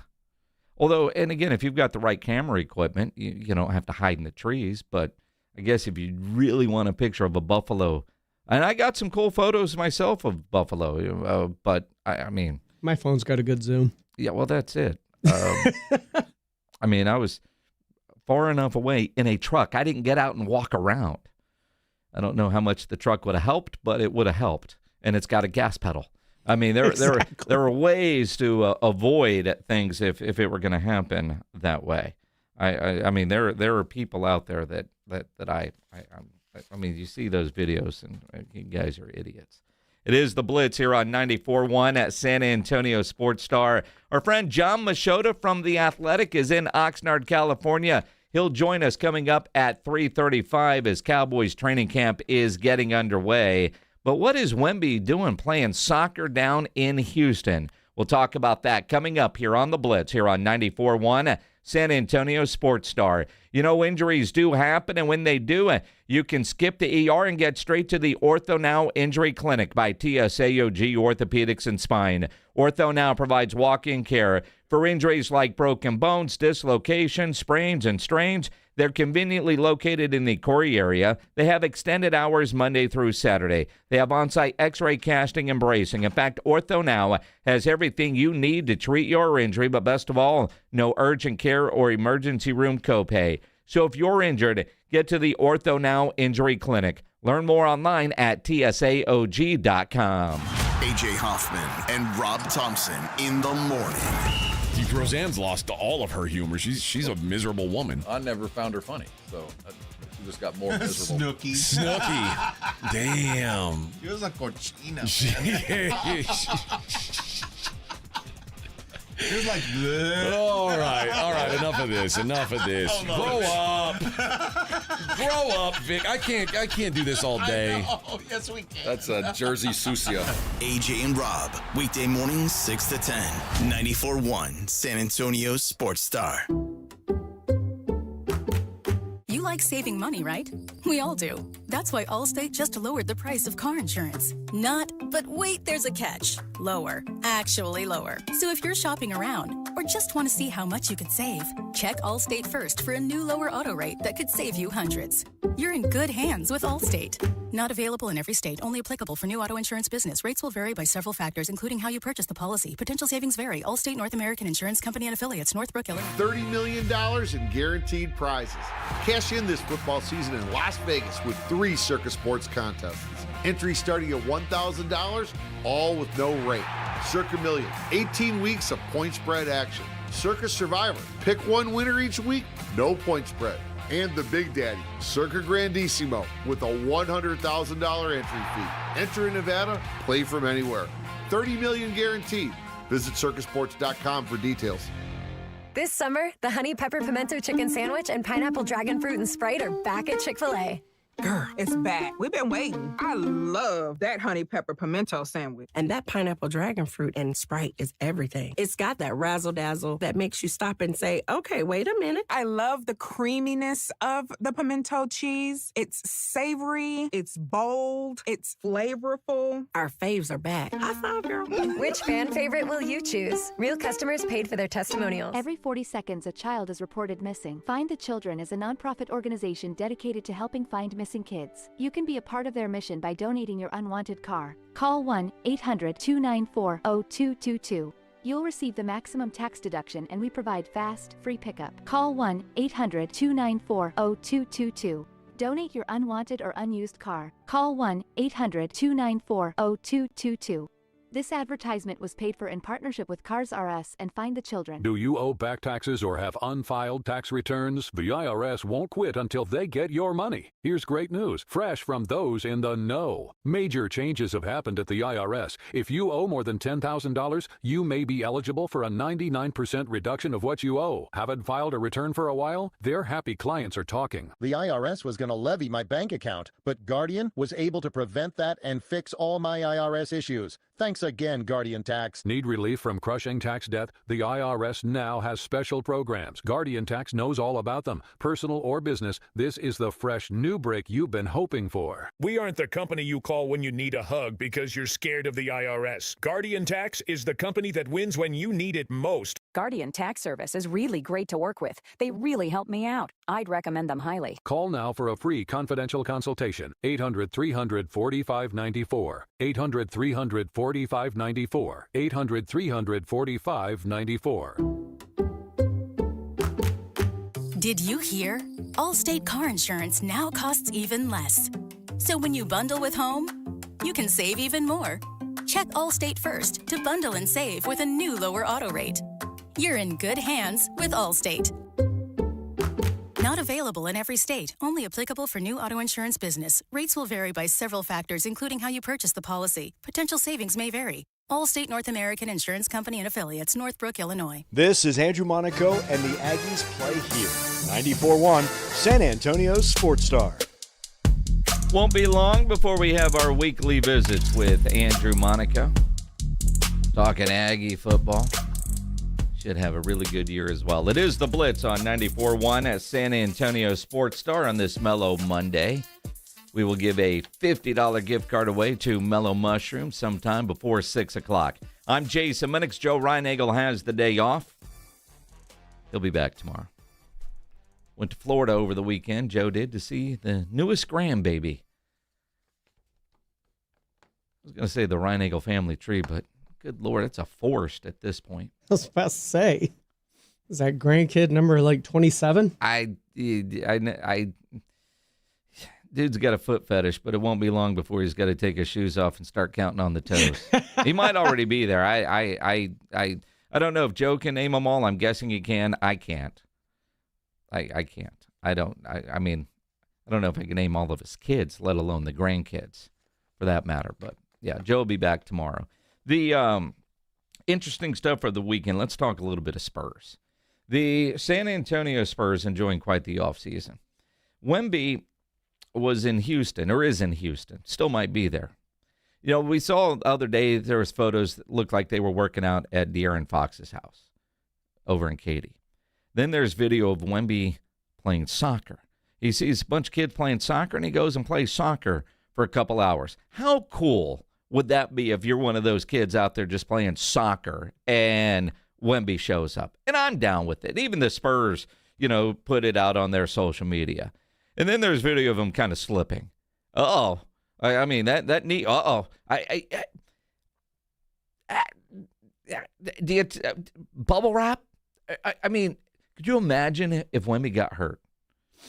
The ink's not dry on that contract. Playing soccer. How pissed would be. But it's cool. You got to go live your life. But, and what about, I'm guessing he's playing soccer down in Katy. Bunch of kids. What do you figure? 90% of those guys are Rocket fans? They're probably not fans of Wemby, although they are now because they got to meet him. And if somebody like that were to show up, it doesn't matter who you play for. Holy crap, look who is here. I just, when I saw him slip a little bit, and the way he's just so tall and awkward, it's a little like, whoa, no, don't. Should you be playing soccer to that level? I think kids today are probably more fans of players than actual teams. So I wouldn't be shocked if they were Wemby fans. To a point, except for there's still players that you don't like, or especially if they play for your rival team, right? Like I get if you're, a kid here in San Antonio and you're rolling in a Steph Curry jersey, but that doesn't mean you're a fan of the Golden State Warriors. You're a fan of Steph.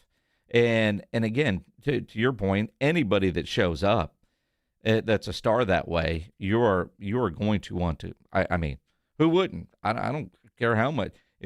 Well, maybe not Kawhi Leonard in San Antonio.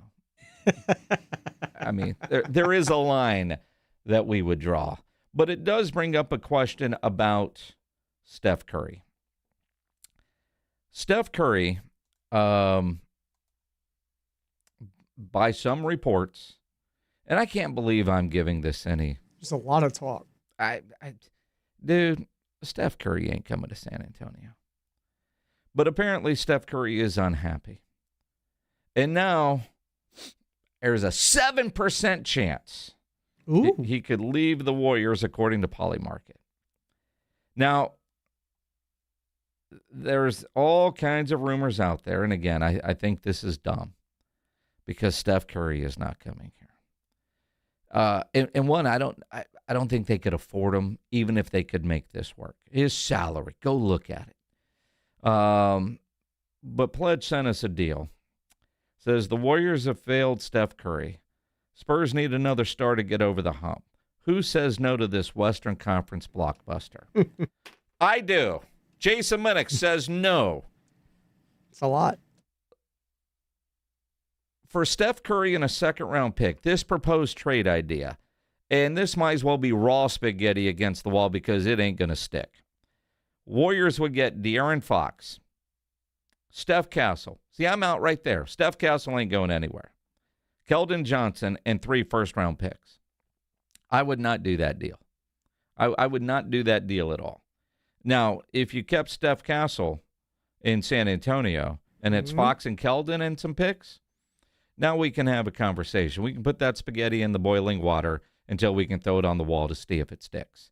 But don't lose sleep over this. In fact, when I saw those, I wanted to ignore all of these stupid Steph Curry rumors. But then I see other people that cover the Spurs, and I'm like, God dang, what are you doing? That's not going to happen. It is kind of the one thing that they're missing. Well, I've said forever, we need a sharpshooter. We need a knockdown 3. He's the sharpest. But I'm not. I mean, what's he get? 60-some-odd million this year? It just isn't going to happen. And then you go, well, do you actually need a Steph Curry? Of course you need a Steph Curry, right? Of course you need a Steph Curry. But even without a Steph Curry, according to DraftKings, the Spurs are going to win the whole thing next year anyway. They simulated the entire 26-27 season. And they have not only the Spurs as the 1 seed in the Western Conference, they have the San Antonio Spurs beating the Philadelphia 76ers in the NBA Finals. The Knicks, by the way, are the 1 seed in the Eastern Conference. They've got Oklahoma City as the 2 seed in the West. So, but they do have the Spurs winning the championship next year, and that's without adding $62.5 million for Steph Curry in the final year of his deal. But by unloading Fox and Keldon, you're basically matching that salary anyway. Yeah, but you had Steph Castle in the deal. Well, you said take him out. We can have a conversation. And you do wonder, so this is the final year of Steph's deal.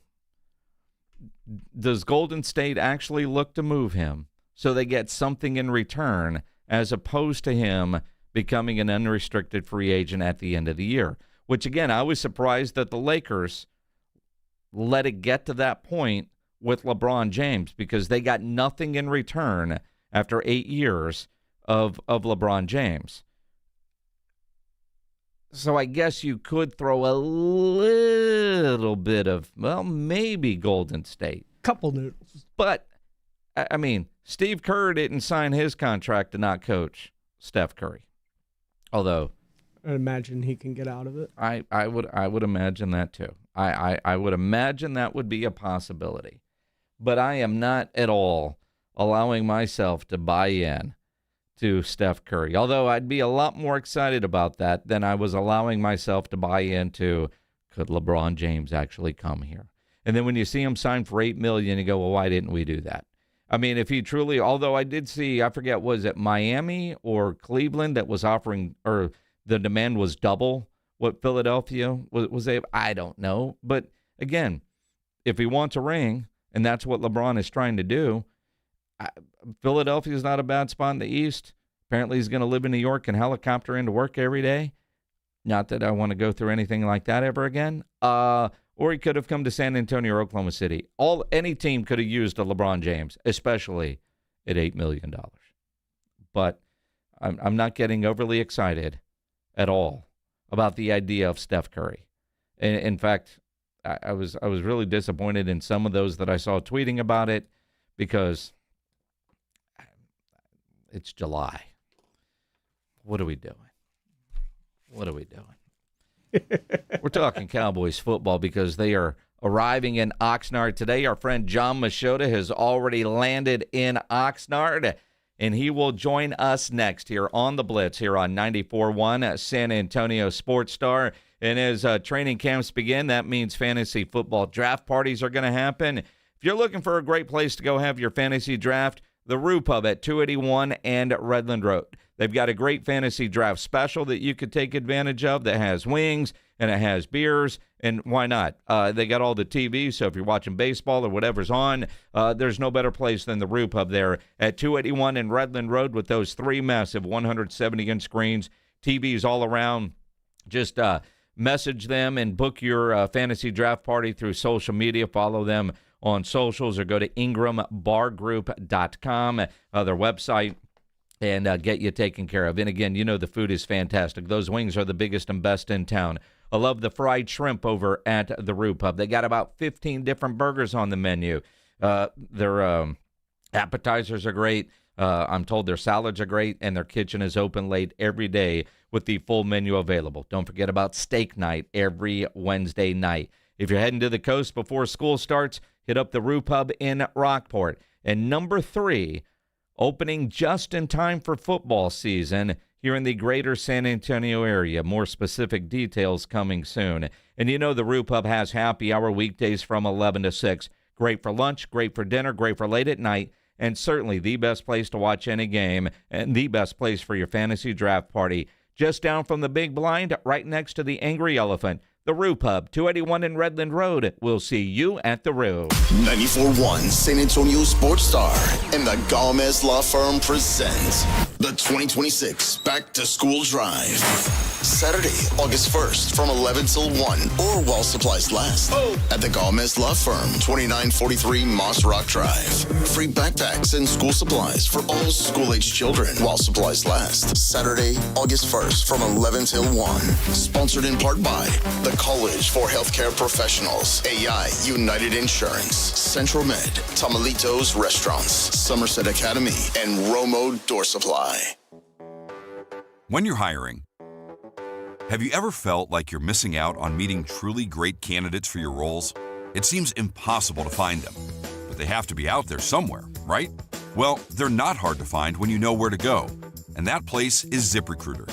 And right now, you can try ZipRecruiter for free at ZipRecruiter.com/radio. ZipRecruiter helps 10 million people with their job search every day. And because these people are actively looking for jobs just like yours, it's easy to find the right person right away. In fact, 4 out of 5 employers who post on ZipRecruiter get a quality candidate within the first day. But if you're not using ZipRecruiter, you're missing out. So see what it's like when the impossible is easy. When you go to ZipRecruiter.com/radio right now to try ZipRecruiter for free. Once again, that's ZipRecruiter.com/radio. ZipRecruiter.com/radio. Never miss out on great candidates with ZipRecruiter. If you get arrested, get out of jail fast by calling AA Best Bail Bonds, 210-225-2121. Text bail to 474747 or online mybestbailbonds.com. You don't have to call attorneys or anybody else. Don't be forced into a PR bond. If the jail offers you one, make sure you understand the conditions before accepting it. AA Best Bail Bonds. Nobody beats their price. They have payment plans. Call 210-225-2121 or mybestbailbonds.com. License number 149. Drip Drop is doctor-developed, proven fast hydration that helps your body and mind work better. Trusted by firefighters, medical professionals, and over 90% of top college and pro sports teams, Drip Drop is engineered to hydrate faster and more effectively than water alone, with 3 times the electrolytes of leading sports drinks. Stock up now at dripdrop.com and use promo code RADIO20 for 20% off your first order. That's dripdrop.com, promo code RADIO20 for 20% off your first order. Head to dripdrop.com now and use promo code RADIO20. Drip Drop is doctor-developed, proven fast hydration that helps your body and mind work better. Trusted by firefighters, medical professionals, and over 90% of top college and pro sports teams.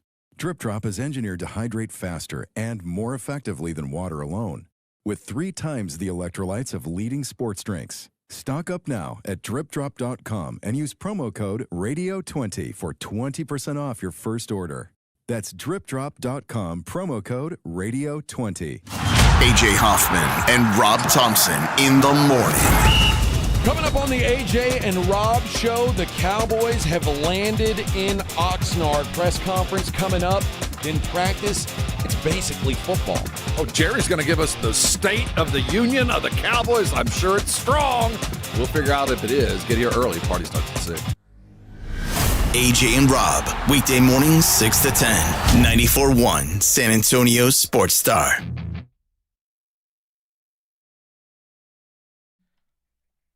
Cowboys arriving in Oxnard today. First practice on Wednesday. The Blitz will be live in Oxnard all next week. Once the pads go on, that's when we go out there. John Machota, he's out there early, getting in that extra time. John Machota from The Athletic joining us now on the Buyers Barricades guest line. John, it's been a while, my friend. It's been an interesting, quiet offseason by Dallas Cowboys standards. For you, what has this offseason been like covering the Cowboys?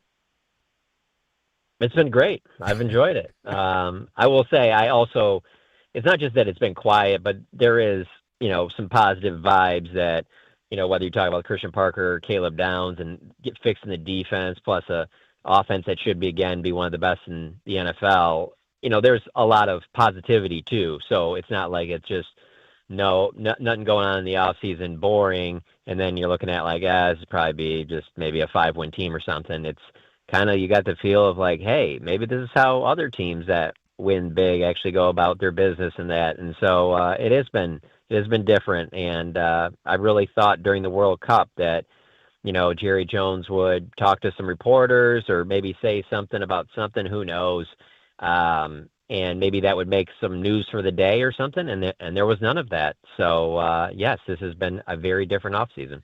John, one of the things, and you write about it today in The Athletic, when you're, previewing training camp and some of the things that, to questions that have to be answered. But you've heard Brian Schottenheimer talk Super Bowl. You heard Dak the other day at an event talking about Super Bowl, and you write about, Prescott embraces the Super Bowl or bust expectations. We go through different years in different coaches where, they don't really ever want to say the word Super Bowl or championship. Jerry has done that on the podium a time or two. It feels, I don't know, different that just everybody is talking about, those are certainly the goals. That's where we're going to be on Valentine's Day is playing in the Super Bowl. Yeah, and I would say when you have an 11th-year quarterback who's the longest tenure quarterback in the NFL right now with the team that he was drafted by, I think that you should have thoughts like that. I mean, if that's not what you're going for, what are you doing other than, I guess, just collecting a check and just, hey, this beats working at, the hardware store. So I think that it's pretty clear that that's what's missing from Dak's resume. It's pretty clear that's what's missing from the Cowboys resume the last 30 years. And so, yeah, I mean, that should be the goal. With that being said, to me, really doesn't matter that much, because this team can go and rattle off 13 wins during the regular season. All those questions come right back starting in January if you're to make the playoffs, because let's be honest, that's the spot where have been the issues. It hasn't been the regular season. Dak's had probably 3 or 4 teams that could have made deep playoff runs, and they haven't. And obviously there were several Cowboys teams before him in this 30-year drought that could have made deep runs, and they didn't. And so I there's a lot of things that'll be interesting to watch in training camp and during the regular season and all that. But any Super Bowl talk for me, that will begin in January. Why will this season, why will these playoffs be different? That will be the more interesting one. And I don't think I'm alone on this. I think there's a lot of Cowboys fans that, you don't have to go that far back. Just go back a couple of years ago to that, a few years ago to that Packers loss in the playoffs. And that changed everything. And so this is the Dak window. This is the Dak era of the Dallas Cowboys. And so that's ultimately what they'll be judged on, is what they do once they get in the playoffs. And I agree with that. And again, we've all been around where, I just like the fact that they're not shying away from it, because you're right. Every team right now is talking about Super Bowl as the goal, because that's what you're playing for. But can they get there? And can they get there? I think a big part of that's going to be on the defensive side of things. A lot of expectations for Christian Parker, but it's not like the bar has to be high. If they can be mediocre, middle-of-the-road defense this year, that should help them win more games. Oh, there's no question, and it would take a lot of pressure off the offense as well. The offense should be outstanding, but you can't have a defense that's, guys looking around, pointing at each other, not knowing what's going on, missing assignments, big play after big play, not even by good teams. Big plays given up with Russell Wilson at quarterback, over and over again. Like, you can't have that stuff. You have to be, like you said, at the very least, middle of the pack. And everything Christian Parker's done up to this point would make you think that is certainly possible. And, they've made some upgrades, particularly on the back end of the defense, safety position, obviously nickel corner, and some of the other spots that Caleb Downs will play. So, he's got pieces there. I don't think he's got the pieces to make this a top 5, top 10 defense, but they certainly have the pieces to maybe be top 16, top 20. And if that's the case, then they should position themselves to, at the very least, be a wild card team and potentially get hot at the right time. John Machota from The Athletic joining us here on the Blitz on the Buyers Barricades guest line. He's already in Oxnard, California, ready for the start of training camp. On the defensive side of the new faces that we're going to be seeing on the practice field, which one are you most intrigued by? Oh, Caleb Downs is not even close. This is the most intrigued I've probably ever. Well, I would say Morris Claiborne back in 2012. That was like my second year covering the team, and obviously they traded up to get Morris Claiborne, and so there was a lot of hype there. But this is a little bit different because Caleb Downs is coming in with a new defensive coordinator who everything that you hear, read, see tells you this is going to be a more multiple defense and that he's going to be used in a variety of ways. And so I just feel like Caleb Downs is the player that will be the one that shows the most about how this defense is different. This is not a team that would have drafted a nickel corner high in the first round in previous seasons. They clearly know that the skill set he has and the potential he has, you can use him in so many different ways that could be your game changer on your defense, that in a way, almost like your Micah Parsons, where their opposing offenses are constantly looking, is this guy going to be blitzing on this play? Is he going to be dropping back? Is he going to have the running back? Is he going to take this receiver? Is he going to take the tight end? I just think there's so many different things that Caleb Downs can do. And then obviously the hype behind him, a guy that everyone that watched college football knows from his time at Ohio State and Alabama, and every level he's been on, he's excelled. And so you are given every reason to believe that this guy will not play like a rookie. And so that's the other part of it, where I don't think anybody's even close on the defense in terms of wanting to watch once these practices start. Fair enough. So let me rephrase the question, because Caleb is that guy. Besides Caleb Downs, who on that defense of the new guys are you most intrigued about? Probably Rashawn Gary, just because you get a little bit of that feel of, the Packers were ready to move on, and maybe he wasn't the player that he was a couple years ago and things like that, but obviously the Cowboys saw things in him. And so because of that, and then obviously they needed to upgrade edge rusher coming off of last season, I just think as a veteran, playing with a guy like Kenny Clark that he's played with before, and then obviously Quinnen Williams, who should be really good in the middle, I think there's an opportunity for Rashawn Gary to potentially have a bounce-back season where I think he feels that he's kind of flying under the radar, that maybe he's been disrespected a little bit because maybe people question if he was the player that he used to be. And so I think he would definitely be next for me. When you look at the secondary, obviously Deron Bland has to be healthy, and if he could return to the form where he's getting all those interceptions, that's something that obviously would help Christian Parker. But your thoughts on the additions of a Jalen Thompson and a Kobe Durant? Yeah, those have been the Thompson one surprised me just because this has been a team that hasn't invested very much in the safety position. And so he was clearly their biggest get in free agency. And so we didn't get to see much of him in OTAs and minicamp because he was working on the cords up to the side. So, yes, he will definitely be a guy as well that'll be interesting to see how he's utilized. But I feel good about safety. I feel good about nickel corner. It's those outside corners. And you mentioned Deron Bland. I think they'll be fine with Deron Bland if he can be on the field, if he can stay healthy. Foot issues make you a little nervous, especially when you've had multiple major foot issues. And so because of that, you really don't know for sure what you're going to get there. Savone Ravel coming off his knee injury, he certainly has the build, the ability to be a starting caliber corner in the NFL. So you would feel like you got possibly 2 starters there. But Kobe Durant's probably the one that you feel the safest about because he's coming off of, he's been a solid corner. He hasn't been outstanding, but he's been a solid starting corner in the NFL. And he's obviously a guy that they like to bring in with the new coaching staff. And so I think that you could be solid at corner. I just don't know if you have, the really standout potential at corner. And maybe they won't need that. Maybe the pass rush is a lot better and solid will get the job done. Well, and again, if pass rush will help the secondary, a better secondary helps the pass rush. We know about that. But then you look at the linebackers, and there's a lot of faith being placed onto Overshown. I guess he's probably going to be the one, if we were to say right now, would have the green dot. But do the Cowboys trust him to stay healthy for every game or most every game? I mean, if you asked them publicly, they would say, yeah, but I don't know how they could behind the scenes. And, that's the thing. So they wanted to go after some of those big free agent linebackers. It's not like DeMarvion Overshown wasn't already on the team, and they didn't get one of those guys. And so they ended up making the move for D. Winters during the draft. But they wouldn't have that interest in those Lloyds and the Kobe Deans and guys like that, Quay Walker, if you were like, no, we already know we're getting 17 out of DeMarvion Overshown.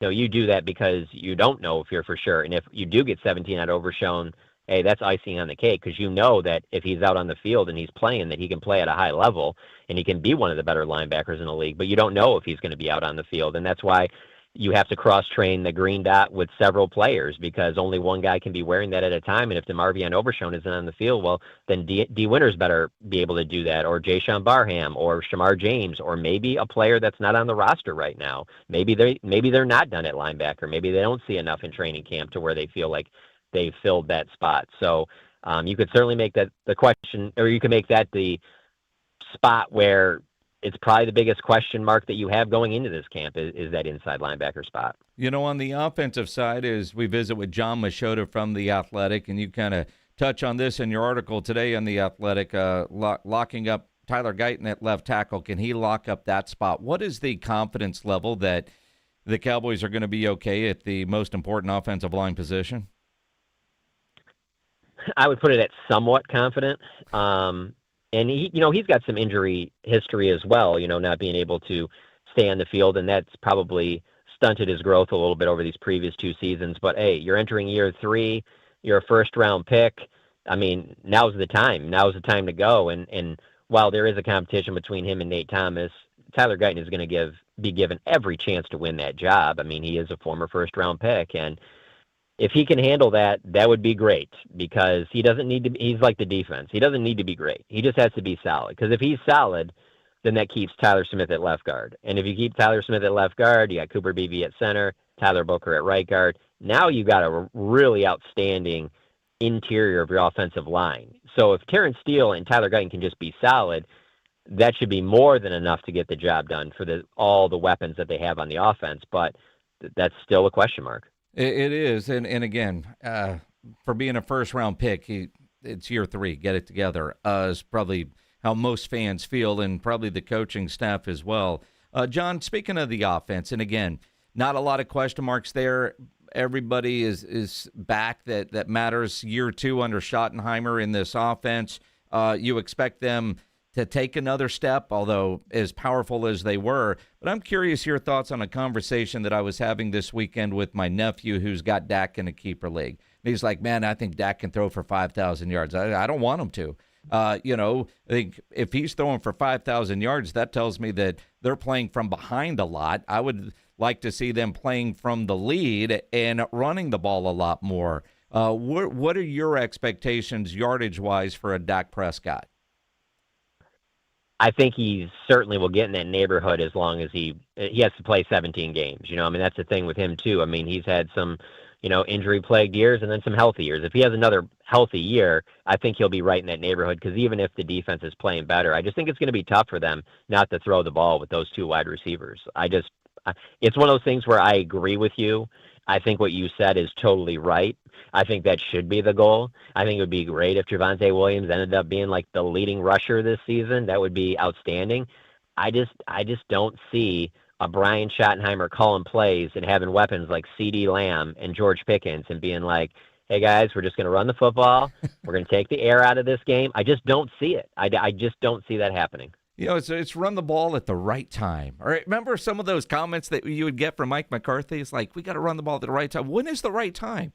I'm with you, but I can dream. And then again, trying to figure out which is going to be running back too with, will Jaden Blue, who had a brutal rookie season, make that next step and be an impact player this year? I'm surprised they didn't do more at running back in the offseason. And maybe that speaks to, maybe the action speaking louder than words is that they do have more belief in Jaden Blue. There were some times during OTAs and minicamp where you saw him getting in some routes in the red zone with Dak after practice and things like that. They do believe that he has an element with his pass catching ability that opens up something in this offense that they haven't had, or they didn't have at least last year. And so he is very much like Tyler Guyton at the running back position. They want him to win that backup job. He would be a great complement to Javonte Williams, but he's got to show it, and that's one thing that just as the seasons go on in the NFL, the more and more these preseason games get more and more boring because the starters aren't playing and things like that.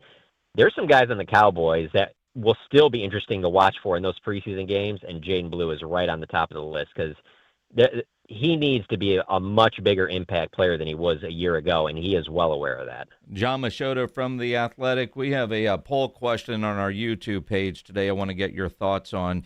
Knowing that who's arriving in Oxnard today, there's one or two that aren't on that plane showing up in Oxnard, checking into their room that might likely be on the roster either opening day or in that first month of the season. So some of these veteran guys, who would you like to see the Cowboys sign? Bobby Wagner, Jadeveon Clowney, Von Miller, or Joey Bosa? Any of them would be interesting, especially from our standpoint covering the team. That's a good one. You know what? I'm going to go with Von Miller just because of the things he's accomplished in his career, the veteran presence he can bring to the locker room. And I still think there's some tread on that tire, and maybe that's the reason I lean on him more. Not to say that those other guys don't have anything left, but I think he might have the most that could really help this team. So I'll go with Von Miller. And you say that, and I know obviously he lives in the area, posted as Cowboys, and that story died quickly. But, man, I felt like there might have been something there. By your answer, though, based on everything that you saw with Clowney as a Cowboy, do you not think there's enough tread left on that tire to bring him in? No, there probably is. I mean, especially what he showed at the end of the season, I think that there is. The way that they talked about him at the end of the season and then the way that those talks changed after Christian Parker became the DC made me think that they've moved on and went in another direction. Now, he obviously waited until the season started to sign with the team, so that door cannot be completely closed because obviously the season hasn't started yet. I just kind of I'm a little bit more intrigued by Von Miller. I'm with you there. I kind of like the idea of Bobby Wagner, just have that veteran player consistency at that linebacker position, although I think their need is going to be more at the rush. Yeah, I just wonder how much he has left in the tank to be your, if you bring in Bobby Wagner, I guess I'm just not that interested in it unless he can be that every down green dot linebacker.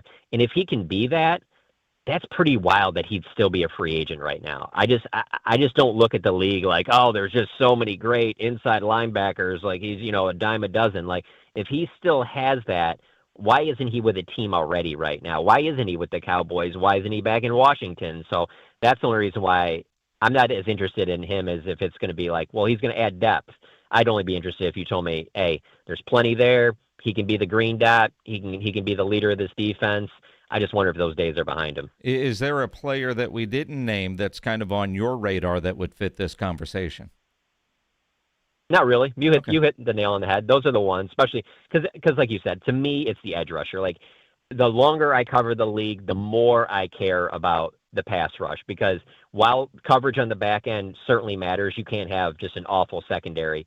But if I have to pick between the two, I'm just fine being okay on the back to be great up front. I just think everything can be ruined up there. And it just seems like the longer this league goes on, the more and more teams have, 2-3 quality edge rushers. And I just think you need that to win in January. So I'm a little bit more interested in, and especially with Von Miller, a guy that has had that January success.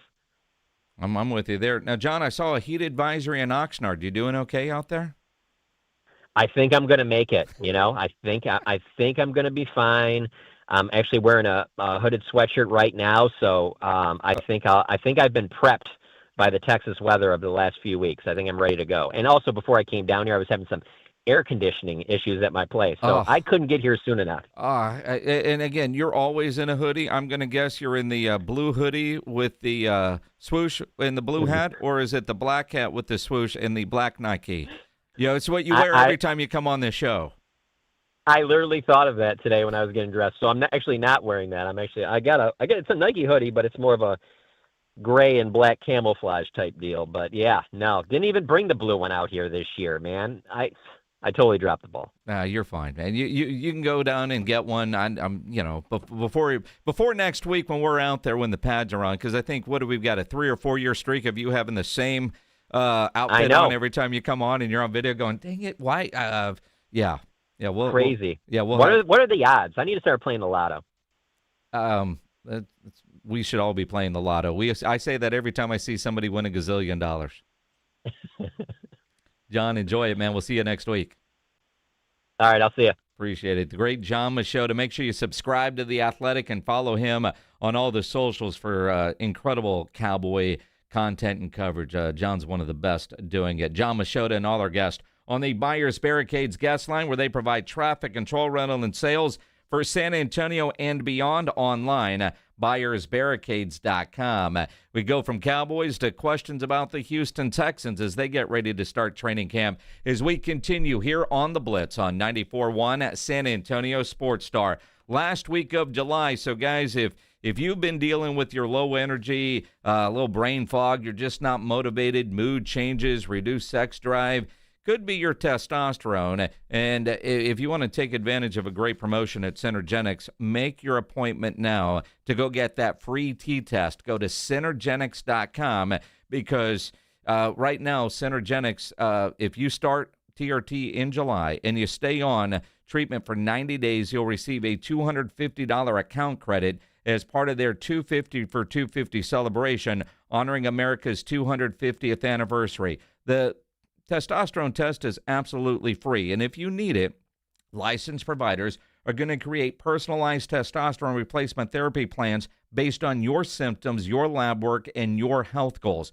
Treatment is carefully monitored to make sure you're looking great, feeling great, and living your best life, and that's what testosterone can help you do. And at Synergenics, they use non-compounded pharmaceutical-grade testosterone. Most major insurance plans are accepted, so invest in your health. It's July. Take advantage of this. You can feel stronger, think sharper, live better. The best years don't have to be behind you, but you got to get in and get that test done. Synergenics.com. Again, the T-test is absolutely free. Synergenics.com. Synergenx.com. KTFM Floresville. This is 94.1 San Antonio Sports Star. Your home for the Blitz. 2 to 6 on YouTube and always at sasportstar.com. Scorching hot deals are here at North Park Chevrolet's Heart of Summer event. Get 0% interest for 60 months on a new 2026 Silverado 1500 Custom. And don't make any payments until October. Or drive home a new 2026 Traverse for just $36,999. Or lease a new 2027 Equinox LT for just $399 a month. Together, let's drive North Park Chevrolet, 10 minutes from Loop 410 in Castroville. Must qualify. Call 830-355-2107 for full price and offer details. Life is meant to be lived in motion, in the moment, on the go. If a sports injury or chronic pain threatens to slow you down, hold you back, or take you out of the game, Christus Health is here, right where you live, with complete personalized orthopedic care. Because you have a lot of games to play, miles to go, and life to live. Christus Health, your life, our purpose. Find care near you at christushealth.org. You know, life is too short to drive the same car every day. A Pascucci Prestige membership gives you access to an incredible collection of exotic and luxury vehicles whenever you want to change things up. Learn more at PascucciPrestige.com. If alcohol or drug use is hurting you or someone you love, you are not alone. I'm Peter McCarthy of the San Antonio Council on Alcohol and Drug Awareness, known as CICADA. There is help, there is hope. Call CICADA at 210-225-4741 or visit cicada.org. Still using the I got a guy approach for your digital marketing? Relying on one person in today's rapidly shifting online landscape is costing you more in lost opportunities. You need the deep bench expertise of Conrex Digital. We provide more than just a presence. We deliver results. From high converting websites and SEO to engaging social content and lead generation on Google and Meta, we handle it all. Dominate your competition with expert programmatic and streaming TV campaigns. Bold marketing, real results. Visit conrexdigital.com. Conrex Digital makes it happen. San Antonio's Sports Center. Cowboys reported to camp today. Tomorrow, it's their State of the Cowboys address with Jerry Stephen and head coach Brian Schottenheimer, with the first practice taking part on Wednesday. Remember, San Antonio Sports Star will be live from Cowboys training camp in Oxnard, California, a week from today. In college football news, North Carolina General Manager Michael Lombardi has been put on paid leave, effective immediately, pending an investigation. Sports Center is brought to you by Buyers Barricades, the Texas authority in barricade rental. BuyersBarricades.com. From the studios of San Antonio's Sports Star, reaching more sports fans than any station in South Texas. Welcome to the Blitz. 2 decades on the radio, Jason Minix. 2 decades on TV, Joe Reinagel. 2 San Antonio sports voices you've trusted for years. This is The Blitz on 94.1 San Antonio's Sports Star.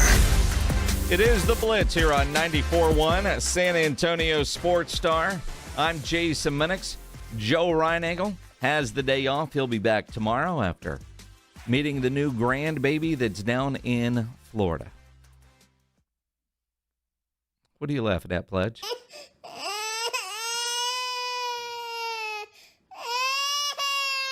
He probably heard some of that. I know damn well he didn't change a diaper. I know that didn't happen. I just hope the guy finally went to Hat Tricks down there in Tampa. Probably not. Take the son-in-law and say, the girl's got this. Let's go get a beverage, some wings or something. Maybe. What'd you put the odds at? You know what? Last week when we were talking about hat tricks, which when I was doing Talents football, we'd go to Tampa 3 or 4 times a year. And it was always, hat tricks is right by the arena, right by the hotel. It's a great spot. And somebody sent him a message to their Instagram page. And I think his interest in hat tricks went a lot higher than my recommendations, even though I told him everybody in there kind of looked like Kate Upton. Although when I used to go there, they were all blonde with big but now it's a little bit more variety, but still that kind of level. So my guess is he probably went. Most everybody at Hat Tricks could probably work at Stadium Swim at Circa Las Vegas. I'm just wondering because sure, he remembers in the moment, oh, yeah, this guy brought this up. It's been a couple of days since that conversation was had. But those conversations always happened after he left there and him remembering to go back. See, that's not the place you're going to go with your wife, right? But she's not going to leave the grandbaby. So, you know, he and the son-in-law could say, hey, come on, let's go. Get lunch. Yeah. Let's go get a cold beer. Let's get away from the... we got to be quiet because the baby's a nap. Let's get out of here. Right? I could see the motivational, but I'd put the percentages a little bit higher. I'm going to go 47%. Okay. You know, not quite still 50, under 50. 50. Yeah. Speaking of Circa Las Vegas, we are going to Circa again at the end of August.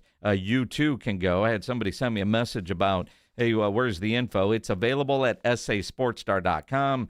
We'll be out there August 27th and 28th, that Thursday and Friday, doing the Blitz Live. And then, of course, we stay for the weekend and have a really good time and always hang out with the Blitz listeners that travel out there with us. Generally plan an event that includes a lot of alcohol on that Saturday that's going on out there. But, I mean, we fly in that Wednesday night. So whether you're going Wednesday night or Friday through the weekend, it's the ultimate contest weekend. They're at Circle Las Vegas. All those details are available online at sasportstar.com, which is also the shortcut to get to our YouTube channel, where you can vote in our poll. Who would you rather see the Cowboys sign during training camp or after training camp? You know, one of those veteran guys, you know what they can do on the football field, but they're not in a camp right now. And you think about what the needs are for the Dallas Cowboys. So right now, Von Miller is leading the way at 33%. Joey Bosa has had a strong run in the last hour. He's up to 26%. Jadeveon Clowney at 21%. And Bobby Wagner is at 20%. Now, all veteran guys, all unsigned. So they're on the list. Now, talking about this with John Machota from The Athletic, certainly you wonder about what they have left.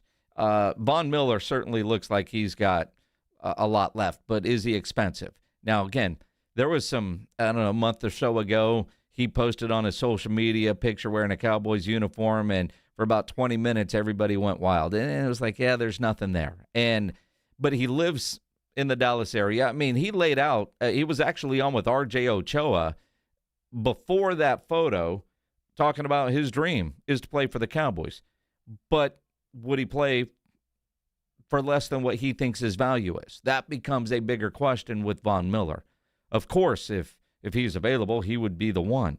I still like a Bobby Wagner because I do think the Cowboys are thin at linebacker. They do need some pass rush help, though. So I'm mixed on this.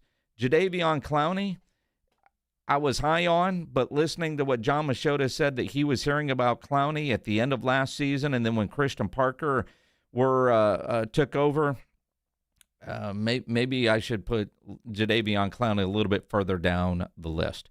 But these guys not at training camp right now, I'm good with that.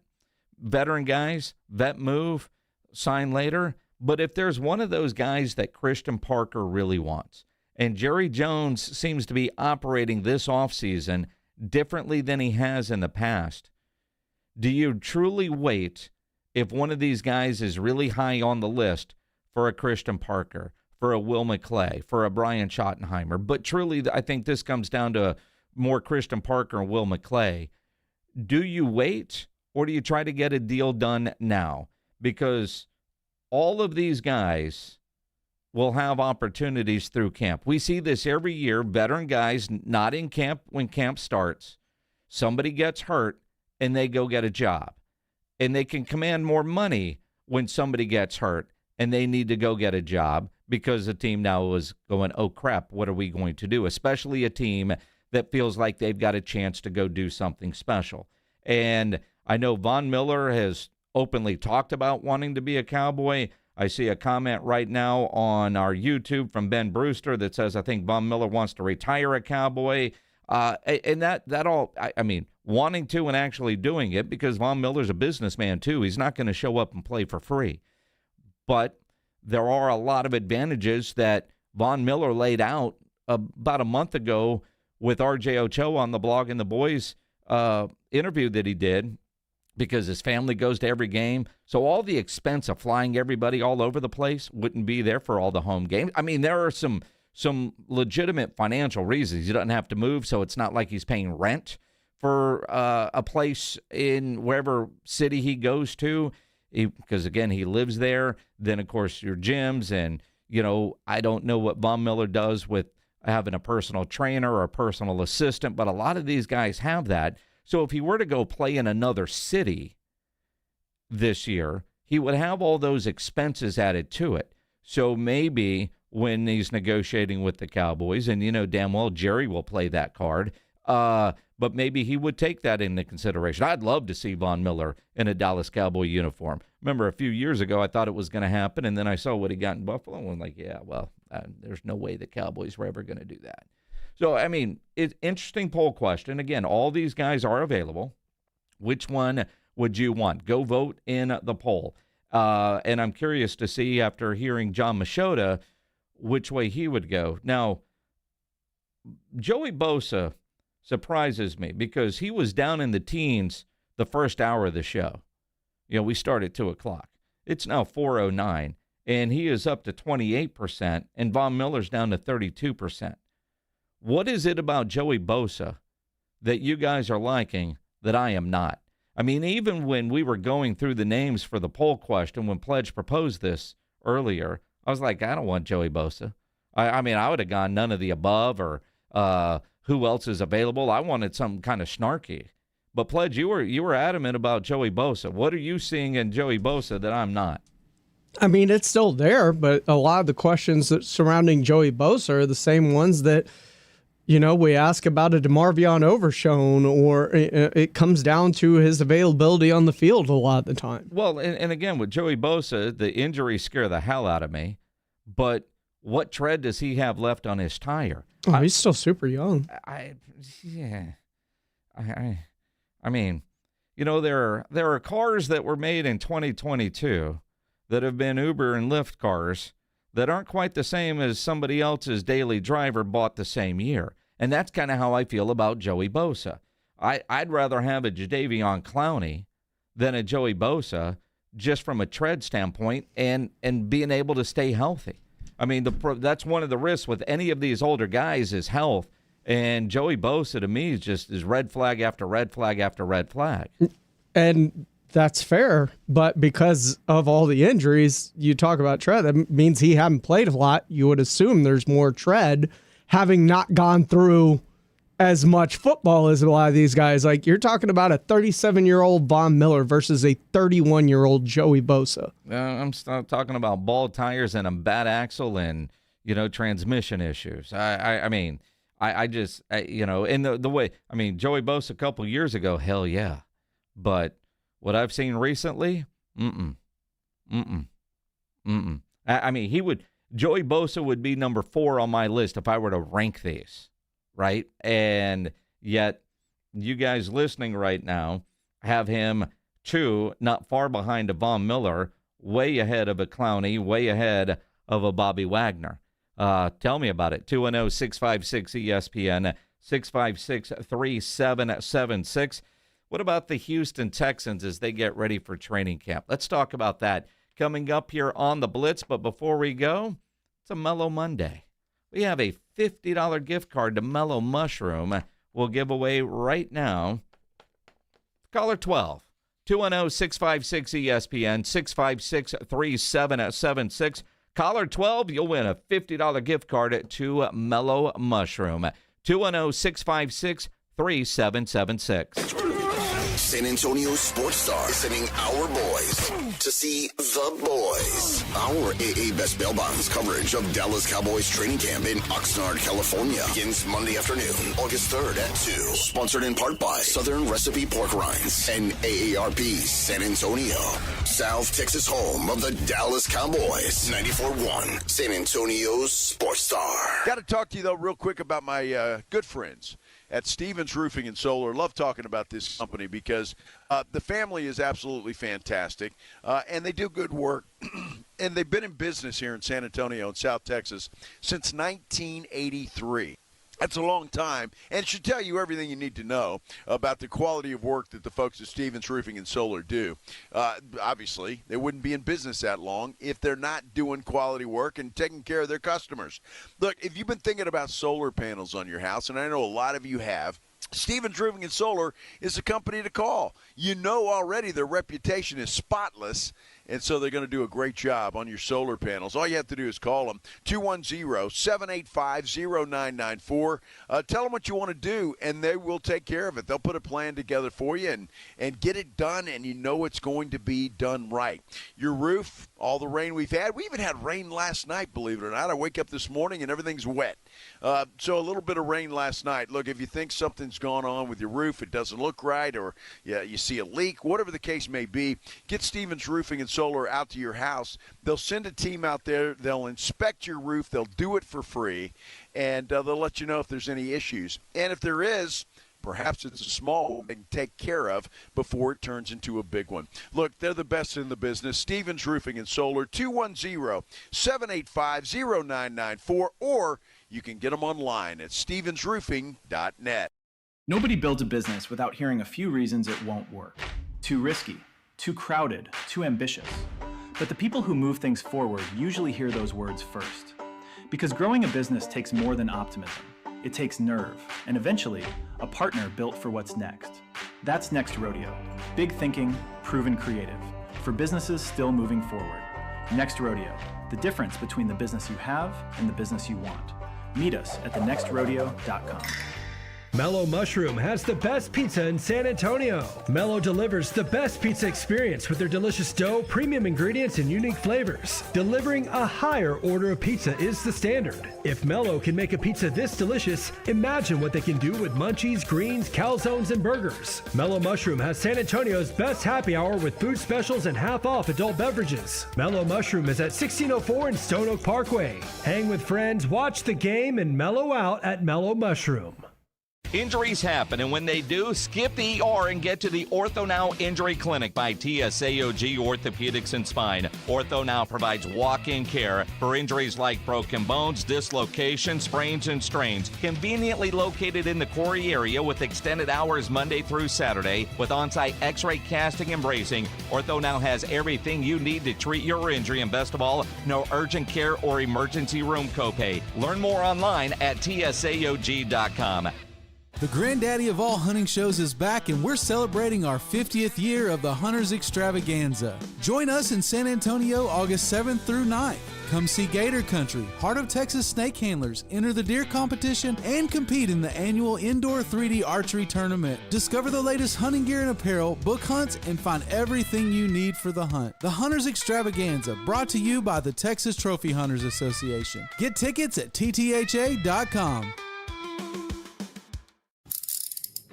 If you get arrested, get out of jail fast by calling AA Best Bail Bonds, 210-225-2121. Text bail to 474747 or online at mybestbailbonds.com. You don't have to call attorneys or anybody else. Don't be forced into a PR bond. If the jail offers you one, make sure you understand the conditions before accepting it. AA Best Bail Bonds. Nobody beats their price. They have payment plans. Call 210-225-2121 or mybestbailbonds.com. License number 149.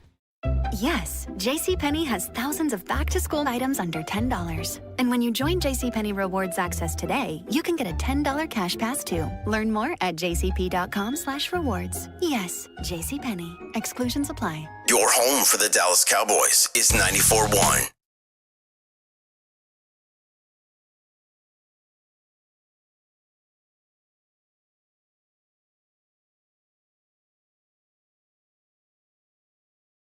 I love big voice guy. Home of the Dallas Cowboys. Knowing that I'm about to do a Texan segment for James Pledger. It is the Blitz, 94.1 at San Antonio Sports Star. Joe Reinagle has the day off. Glad to have you along on this Monday afternoon. Monday that's officially football season. I mean, training camps are getting underway. People are arriving. It's officially fall. I know it's July, but hell, it's football season. I mean, we had all the conference media days over the last several weeks of that's talking season. Although I think the Big Ten's actually doing theirs this week, right? But once you get to training camp, and next week, the Blitz will be live in Oxnard, California for our AA Best Bail Bonds Dallas Cowboys training camp. Pads go on. First couple days, they're checking into the hotel today, doing some stuff. Tomorrow will be the big press conference for Jerry Jones, which is always entertaining. And then they go to work. Everybody else just shows up. Like the Houston Texans, now granted, they practice at their facility, so they don't have all the same kind of arrival and all this kind of stuff like the Cowboys do. And they're not near the production. They just go to work and do some football. But this year, and I think I said something like this last year, this could be the year the Houston Texans finally break through and get to a Super Bowl. Right? Now, I say that, get to an AFC championship game. I say that, right? I thought last year they had a great opportunity. You've heard Joe Reinagle say that many times. If they don't fumble as badly as they did, pun intended, against New England, although there was more interceptions, the fumbles were in the Pittsburgh game. But if C.J. Stroud plays better in the playoffs, then this team's got a chance to go win the Super Bowl. In a lot of ways, think about Dak Prescott. If he plays better in the postseason, playoff Prescott, what do you do for C.J. Stroud? It's interesting that Adam Schefter was talking about that leading up to training camp for the Houston Texans.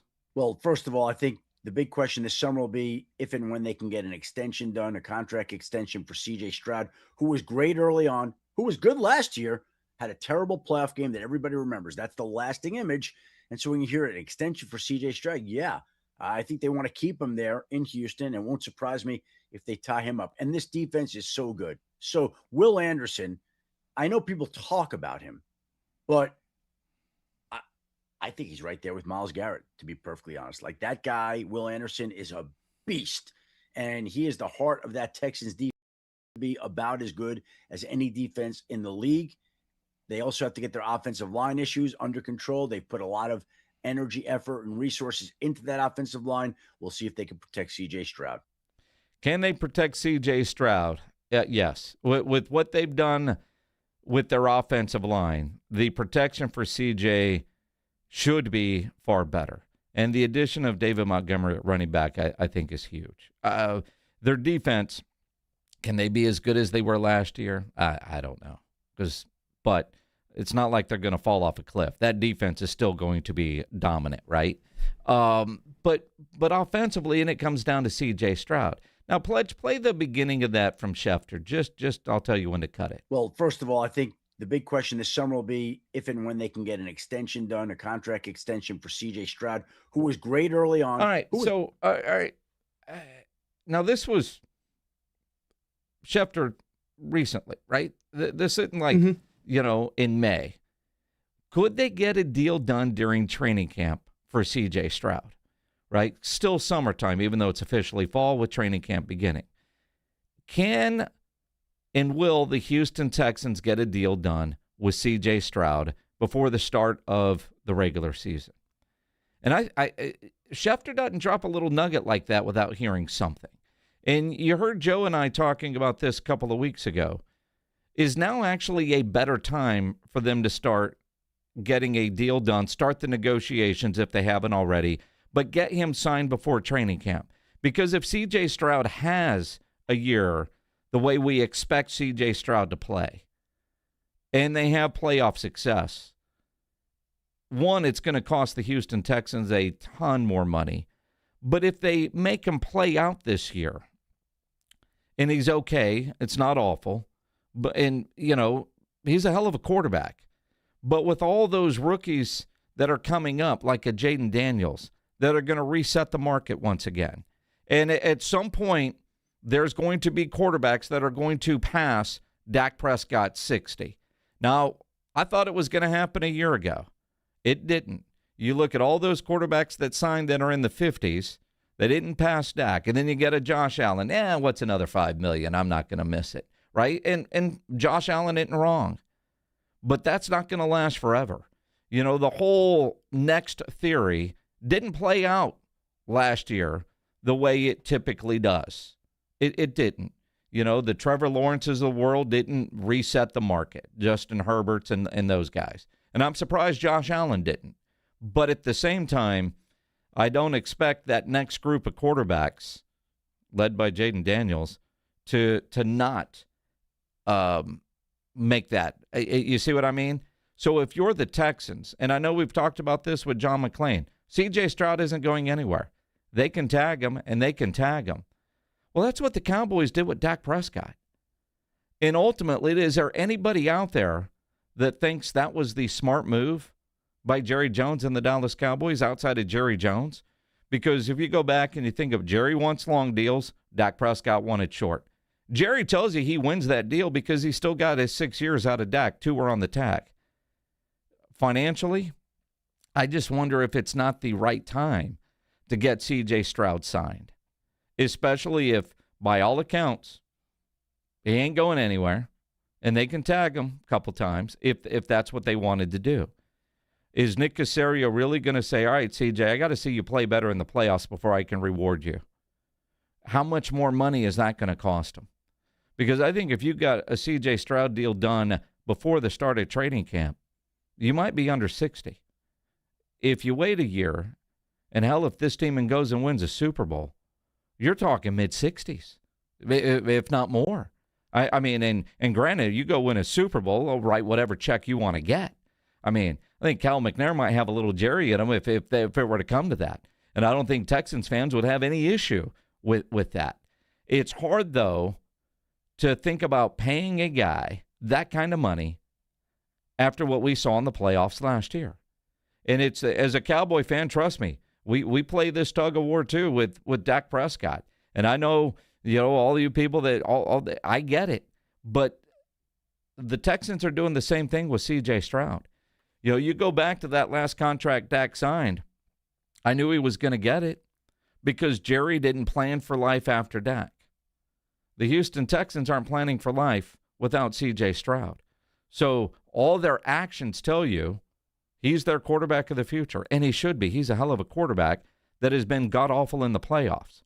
Awful in the playoffs. And look, last year, early in the offseason, certainly wasn't the time for CJ and his agent to go talk to Nick about a new contract. Hey, go take care of Will first. But as you start getting excited about the offseason, let me show you what I'm doing in the offseason. Let me put in this extra work. And, training camp's about to start. Let's have that conversation. But if you're the Texans and they're good business people, isn't now the time to get C.J. Stroud his deal done as opposed to waiting? Because it's going to cost more in the long run. And we see this with quarterbacks throughout. But I look at the Texans, and maybe this is the time for them to start looking at that deal. And then you hear the beginning of that Schefter clip. You wonder if he's hearing about some talk that way. 210-656-ESPN, 656-3776. Hey, Raymond, you're on the Blitz. What's up, man? Hey, what's up, guys? Hey, I feel the Texans should kind of play it safe with CJ. I feel like we should see more from him first. Now, I'm not saying that Houston's not going to be good. I think they can shock some people. And I'm happy with the Montgomery signing, the pizza on the offensive line. But yeah, I just kind of say a wait and see approach, and hopefully it doesn't, go into like Dak territory. But I think they should just wait and see it. And another thing, guys, with football season around the corner, I think we should have I talked to the guys on AJ and Rob earlier in the week. We should have a first ever annual SA Sports or ESPN barbecue tailgate. I think that'd be awesome. It's always. You mix this on-air crew with a little barbecue, and you're going to have a good time. A little barbecue and beer. That's all of our hobbies, right? So that would be cool, man. Raymond, appreciate the phone call. If you're the Texans, and Pledge, you're the resident Texan fan. You always like to do this when I'm talking about the Cowboys. Sure. You're the biased one. Caller just said we need to see more from them. True. Do you truly need to see more from C.J. Stroud to know if he's the guy or not? My unbiased opinion, yes. Well, just because I look at what we've seen, he was good in his rookie year. We've seen 2 years of regression. Now, I can explain away some of that regression, but at some point, much like David Carr, has what you've done over those couple of years broken him? Now, when you look at that and you say that, I'm just looking at his stats right now. And again, I'm looking from the business standpoint. what I saw last year, I'd have a hard time paying him.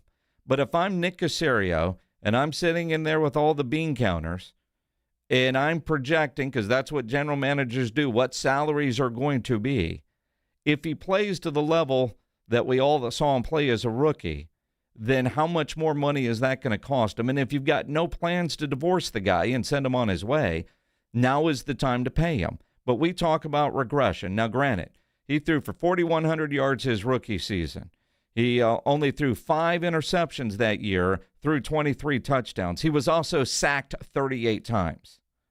Last year was the fewest yards he's ever thrown for, but it was also his career high in completion percentage. He fewest sacks he's ever taken, only 23 last year, 19 touchdowns, 8 interceptions, right? Behind what I thought was a pretty bad offensive line. It was. So he didn't take the sacks. His completion percentage was up. He didn't have near the yards. But also, with that defense, seemed like they were running the ball quite a bit with not much of a running game. But last year was his highest completion percentage. Mm-hmm. And last year, it looked like his play fell off after the concussion against Denver. It looks like that. So, I mean, like I said, there are a lot of things with C.J. Stroud, and there are just a lot of unknown variables when you're talking about him. 3 years in the league, how many unknown variables can there be? Are the concussions weighing on him? He's had one every year now. I mean, he didn't look right the entire rest of the year after coming back after missing 3 games, I believe, with his latest concussion. Yep. And he was balling out before that last concussion too. All right, so if there's some health concerns there, that's a little bit different. Than I need to see more from him, and they're going to have that data. But I'm not lost on the way Schefter started that report. Nice little nugget that Schefter must be hearing something. At the very least, I got to assume that Adam Schefter is not hearing, we're going to wait till next offseason and see how he plays this year and make a decision. Now, you go back to all the conversations we have every week with John McClain, that he ain't going anywhere, and they'll tag him and they'll tag him. As much as I started this offseason, like you can't pay that guy, you can't pay that guy, you can't pay that guy, then you start looking at the timing of it. Well, if you wait, it might cost you $10, $12 million more per year because all these other guys are going to end up resetting the market. You know, it's very unusual that there can be a 2-year cycle where the quarterback market doesn't get reset. So when it does get reset, it's going to reset, especially with the cap continuing to go up. But we look at guys like, what's better, waiting and paying that extra $10 million, or having to unload a contract like a Russell Wilson or a Tua Tagovailoa?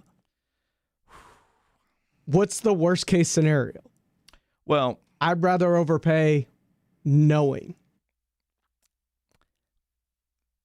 So you got 2 different examples there that we can dissect. Russell was just old. All right. Tua was not. Tua was not, but he was injured, and everybody knew that was nuts when they did that, right?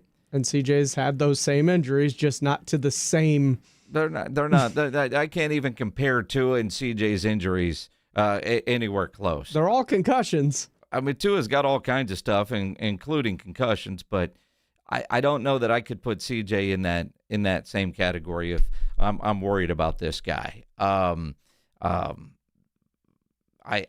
can't put them. I can't use those as like real estate comps. That's not even the same to me when I look at that. But those are the conversations, that the Houston front office people are having in their boardroom. Right? All of that's there. I just look at it and go, you know what? I don't think I'm going to be surprised, like apparently you, if C.J. Stroud gets a deal before this regular season kicks off. I'm not saying he will. And what I said at the beginning of the offseason, he probably needs to wait. But the closer we get, the more I think they might get something done. And then to hear that from Schefter, you wonder what he's hearing as far as the conversations, either from the Texans front office or agents or maybe a little bit of both. comes down to Mulugeta. Is he trying to reset the market? Is he telling him to wait? Might as well. It might be your best opportunity to maximize. I look at David Mulugeta, and he's a guy that doesn't leave much on the table. But at the same time, I see how Mulugeta handled George Pickens. Sometimes it's what does the player want. And if C.J. Stroud isn't looking to reset the market, but generational wealth by securing that long-term deal before having to play with the pressure of every time he makes a mistake, because we've seen that work against players before. Now, Dak always seemed to play better knowing that everything was on the line. I don't know if CJ is built that way, and everybody is a little bit different. You look at some of the, and again, younger players, you look at a guy like a Baker Mayfield or a Sam Darnold, they didn't really start playing at the level that they're at until there was a maturity about them, and some of that was the pressure of being a high first-round pick in a bad organization. Now, CJ's a high first-round pick, but not in a bad organization. Remember the debate on who should go 1 or 2, and how disappointed you were that's who you got stuck with was C.J. Stroud, and then you were like all in, and now you're kind of like, well, man, that other guy's playing pretty good now. What the hell? I'm not upset with the CJ over Bryce, even with the way Bryce played last year compared to CJ. I'm just saying there are valid concerns that at least give you pause. Now, if that contract comes in and it's around 55, like Lawrence and Allen, and I think I could live with that. But 61 is too much? If it happens before the season. With the uncertainty, yeah. And if he goes out next year. You pay him whatever he wants. And turns the ball over 7 times in 2 playoff games and looks like a... You roll it back on the franchise tag. Yeah. It's not even the franchise tag. He'll only be on his 5th-year option by then. This is year 4 for CJ. Yeah, but he's due. Again, the urgency, the only reason that I think there could be some urgency to get it done now is because they can. And if you're projecting forward what that contract could be for the same guy. But you're getting it done if it ends up saving you money. Mm-hmm. You're not looking to reset the market not knowing. I don't think that Davis Mills is the answer. Oh, no. I'm seeing No. I'm seeing some comments on there because I said they haven't planned for a life without CJ. Well, day drinking starts early on Monday for some people. Yes, it does. It is the Blitz here on 94.1 San Antonio Sports Star. 94.1 San Antonio Sports Star and the Gomez Law Firm present the 2026 Back to School Drive. Saturday, August 1st from 11 till 1 or while supplies last at the Gomez Law Firm, 2943 Moss Rock Drive. Free backpacks and school supplies for all school-aged children while supplies last. Saturday, August 1st from 11 till 1. Sponsored in part by the College for Healthcare Professionals, AI United Insurance, Central Med, Tamalitos Restaurants, Somerset Academy, and Romo Door Supply. When snack time calls, Pork Rinds answers. Be your own crunch time hero with Southern Recipe small batch pork rinds. Skip the chip and go straight for the ultimate crunch that's low carb, high protein, and loaded with bold flavor. We're talking sweet barbecue or hot honey. Yeah, it's that good. Snack smarter, crunch harder. Stock up on Southern Recipe small batch pork rinds at H-E-B or head to porkrinds.com. Make Southern Recipe your crunch time hero. Nigel, I'm going on vacation. Don't touch anything. I won't let you down. Enjoy your time off, J-Dog. Folks, it's good to take time off, but your home's plumbing and air conditioning, well, when they decide to take a surprise vacation or start working overtime, that's a problem. Call Quarter Moon and we'll get things back on track, working right and at a fair price. Call Quarter Moon 651-5899. Okay, team, I've supercharged the coffee machine. It's extra hot and dispenses 10 times faster. Allow me to push the button. Quick, call the plumber! License number TACLA 88589E M16004. Life is meant to be lived in motion, in the moment, on the go. If a sports injury or chronic pain threatens to slow you down, hold you back, or take you out of the game, Chris's Health is here, right where you live, with complete personalized orthopedic care. Because you have a lot of games to play, miles to go, and life to live. Christus Health, your health, Your life, our purpose. Find care near you at christushealth.org. Everywhere you look, things are getting more expensive. But at Consumer Cellular, we're lowering the price for those 50 and up. Now you can get unlimited everything for just $35 a line. That's $35 a month for unlimited talk, text, and data. Switch to the carrier ranked #1 in network coverage and customer satisfaction and get unlimited everything for just $35 a month. Call 1-888-FREEDOM or visit Consumer Cellular online or in-store today. Price includes $5 credit for autopay and e-billing. Taxes and fees apply. Data speeds reduced after 35 gigabytes. Rankings done by 2025 ACSI survey. Hello, my name is Jason Thompson. I'm an attorney who has practiced law here in San Antonio since 1994. Over the past 30 years, I've represented hundreds, if not thousands, of victims of negligent drivers. If you've been in an auto accident, you can choose a billboard lawyer, but I'd ask you to consider calling me. We have only one rule in my office. If my client's happy, I'm happy. My team and I place a premium on communication because I believe there can be no daylight between an effective attorney and his client. I do not charge for an initial consultation. If you've been injured in a traffic collision, just call my office, 210-900-0400. There's no charge. I want to make sure that the decisions you make immediately after an accident are smart decisions. The other driver's insurance company and your own insurance company will want to talk to you immediately after the accident. My advice: talk to me first. Many adjusters play fair, but I've seen more than a few that do not. If you've been injured by a negligent driver, call me, Jason Thompson. My number is 210-900-0400. That's 210-900-0400. My name is Whitney Allen, and I'm a widow. My husband, Ryan, died. We never thought we'd ever have to use life insurance, but the unexpected happened. With Ethos, signing up was fast and 100% online. You can get a quote in seconds, apply in minutes, and get same-day coverage. No medical exams, and you can get up to $3 million worth of coverage. I'm grateful we were prepared.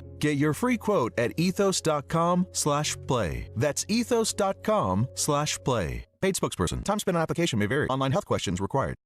Time to go back to school with Famous Footwear. Why does it always sneak up on us? It's like when your kid tells you about a bake sale the night before. Then it's store-bought all the way. Stores are the best. Like Famous, with 800 stores, they're always nearby with shoes from the best brands like Jordan, Nike, Adidas, Birkenstock, New Balance, Skechers, and more. Right now it's BOGO. Buy one pair, get one half off at Famous Footwear. And shop in store to get $10 to spend this fall. Some exclusions apply.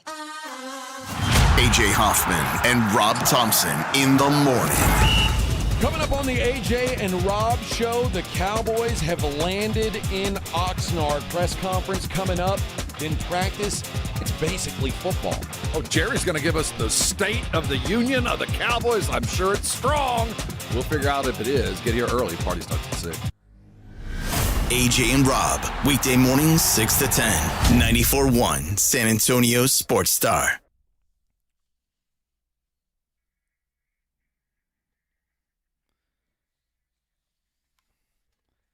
You know, in the world we live in today, I always find it surprising when something can go unreported for 10, 11 days. Like the head coach of an NFL team being in a major car accident. It is the Blitz here on 94.1 San Antonio Sports Star. Joe Reinagle has the day off. I'm Jason Minix. This Kyle Shanahan story is wild just in the fact that it happened. It's scary. People get in car wrecks all the time, but it's scary. And this seems to be a pretty serious car accident. Broken nose, broken wrist, broken ribs, stitches on his face that needed, or 40 stitches on it. I mean, and it was kept quiet. Now, there are things that reporters find out about, like, hey, don't report it. And all right, depending on your relationship, you can go with that. And then the whys. Now, by all accounts, according to the police, they're not really saying whose fault. No alcohol, no drugs. Car accident. Accidents happen. But then you get Phil Simms, son, Chris Simms, on Pro Football Talk. He knew about it, and he's got a close relationship with Kyle. And he never told his co-host, Mike Florio, because he knows Florio would have posted about it on PFT. But this was Simms today talking about what he knew and when. It was scary. There's no doubt about that. It was scary. You know how close I am to him and his wife, Mandy, and how great of friends they are. And, of course, we were in the south of France just a month ago and having a great time together. But, yeah, all of a sudden one day I get a text from Kyle's wife, Mandy. She texts myself and my wife. And it's like, oh, no, Kyle's been a part of some horrible accident. And she sent us some pictures right off the bat. And it was like, oh, my gosh. Like, so just to let you know, paint the picture. You've seen the injury report, the broken ribs, 40 stitches in the face, the broken nose, broken left hand, of course, the bad concussion. But when you first see it and it's fresh and some of the cuts are still wide open, I mean, it's jarring. It's jarring. He was this close to maybe losing his right eye, right? The scar is so big right here. And so all that stuff was just crazy to see. And, of course, I'm, thinking of my friend. But, yeah, it's tough. And he's still battling with this concussion. And, yeah, it happened about, 10 days ago now, I'd say, 11, maybe somewhere like that. And 13. 13 now. Holy crap. 14. And, yeah. Happened on the 14th, and it was disclosed on the 25th. He's healing. His face looks a whole lot better. But this concussion, of course, being a part of that kind of accident is lingering, and it's giving him issues, and he's certainly still dealing with that. It shook him up, right? I don't think he'd have any problem with me sharing this. It hit him hard, right? He was emotional about it because he realized how close it was to being just a complete, utter disaster. Like, really, it was a disaster anyways. But, when you're that part of that accident, like I said, he could have lost his right eye. It could have been a lot worse. He's very concerned about the woman he got in the accident with and how she is and handling that situation. So there's just a lot there. And I think it was a lot for him to process a lot, at first as well. And then, of course, with it being, a few days before you got to start going to the office and worrying about football and everything else on top of it, where your break's ending and you're dealing with that as well. Yeah, it was tough for them. It's tough for their family. Their kids were in shock, and you just realize how fragile life can be and how it could all change in just one split second. And thank God he's okay. But yeah, he's going to have to deal with this and hopefully get his mind cleared up here over the next few weeks. It is scary because all of us, our lives like that can change in a split second. But when you're the head football coach and something like that doesn't get reported, it is kind of surprising. In the day that we live in, I mean, imagine you're a lady living in San Francisco and you get into a major car accident with the head football coach of the San Francisco 49ers. And you don't say anything? None of your friends don't say anything? The first responders, the hospital. No, it's just amazing to me that we didn't hear about this sooner. In another awful situation for very different reasons, but we all got the news today about Eric Bieniemy's wife getting shot by her son, by their son. Imagine that. I mean, Eric Bieniemy is already at training camp. He's not home. You get that phone call? Your wife got shot. And your son pulled the... What? I mean, you talk about life changing in an instant, but we knew about that almost immediately. Yet, Kyle Shanahan, nothing. At what is obviously a major car accident and something that the 49ers wanted to keep quiet for whatever reason. And I think maybe that might be the surprise part, because what are you hiding here? No alcohol, no drugs, none of that kind of stuff.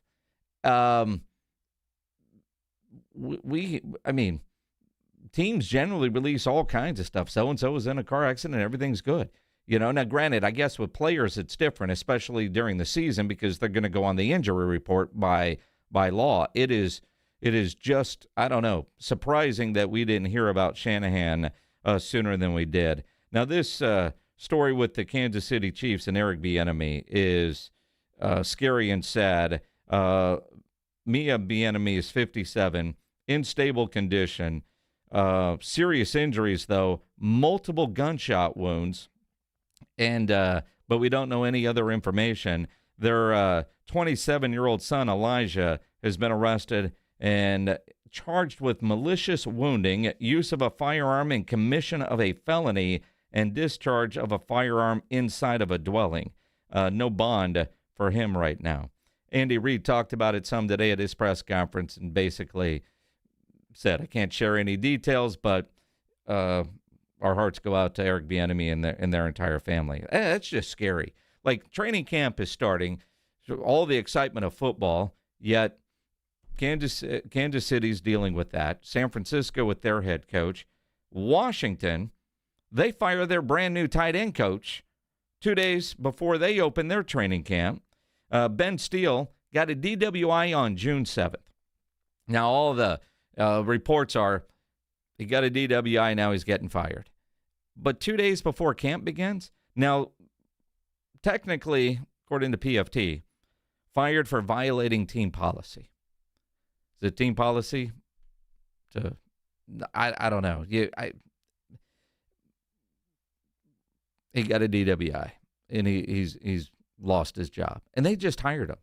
But 2 days before, all right. I mean, just bizarre. Just bizarre. You know, it's weird what sometimes will take over the football world because, you know, you look at that and then you think about, like, contract disputes. I think the best is Jacoby Brissett getting his deal done. Now, generally, when you see about a holdout with a quarterback, you're talking about big money. I mean, big money. Jacoby held out for $15 million. He can earn up to $21 million.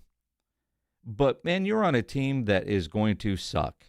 You're on a team that, I don't know if they're tanking, but they're rebuilding. I mean, they do have a new running back that they're pretty excited about. But what was he supposed to get this year pledged? Do you remember? $5 million, $4 million, something like that? I believe it was 10. I'm trying to look up his initial salary right now. But again, though, he wanted more money. He held out, and they were like, well, we got to have somebody play quarterback. So getting an extra 10. It was an extra 10. So it was 5. And now he's getting 15.5 and can earn up to 21.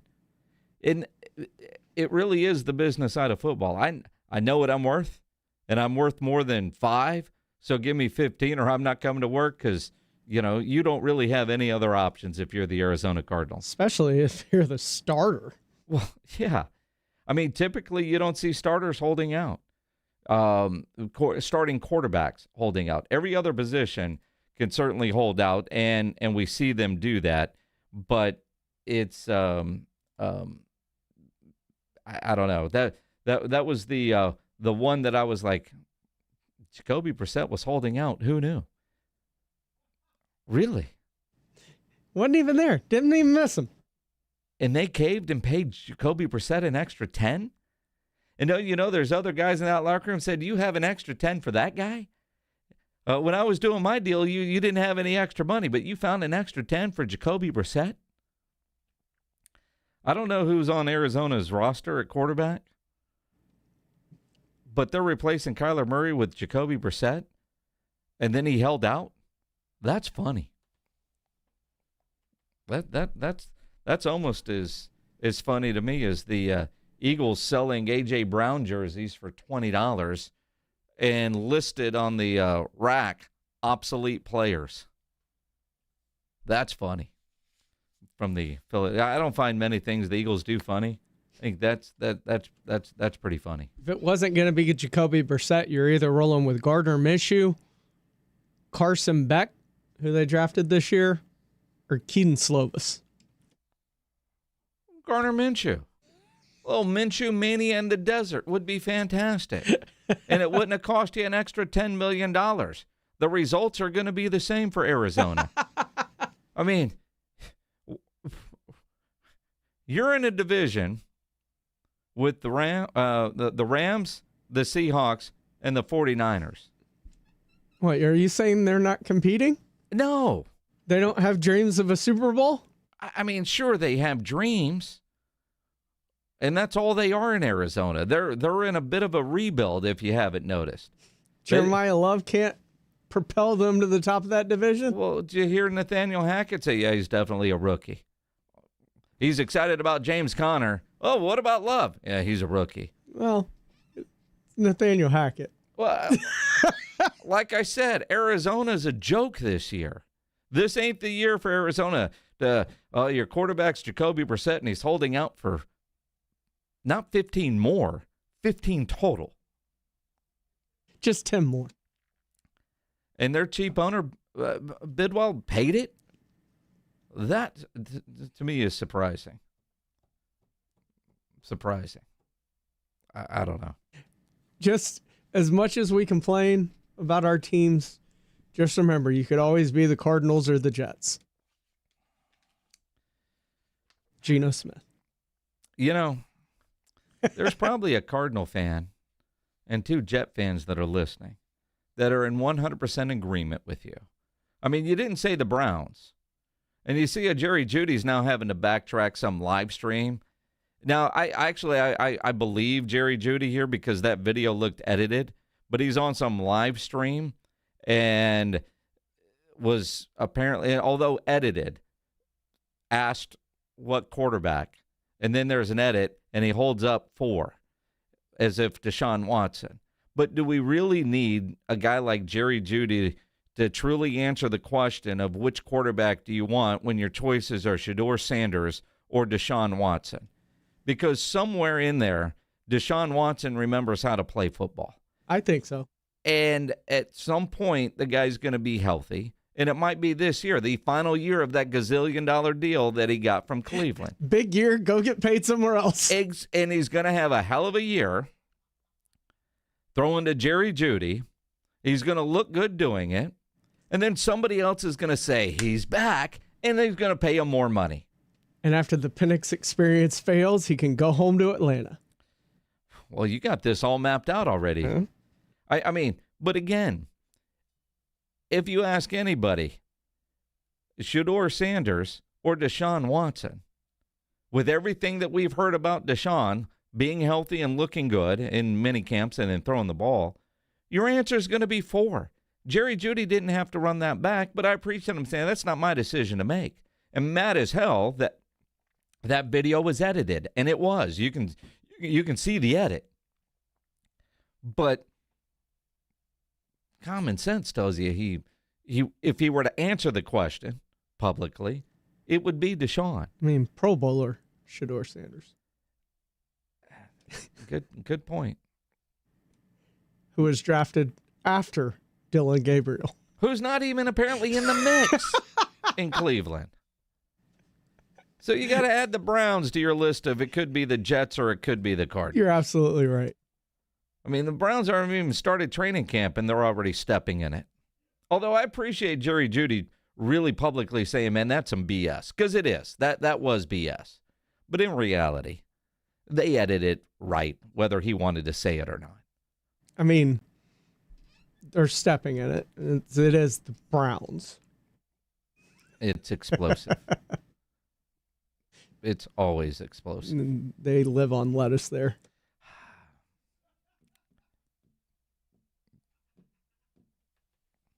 Sure. Where are we going next? A crappy conversation. Let's talk some Wemby. The soccer player Wemby. Down in Houston. How cool for those kids, though. You down with Wemby playing soccer with a bunch of kids? 210-656-ESPN, 656-3776. And these Steph Curry rumors.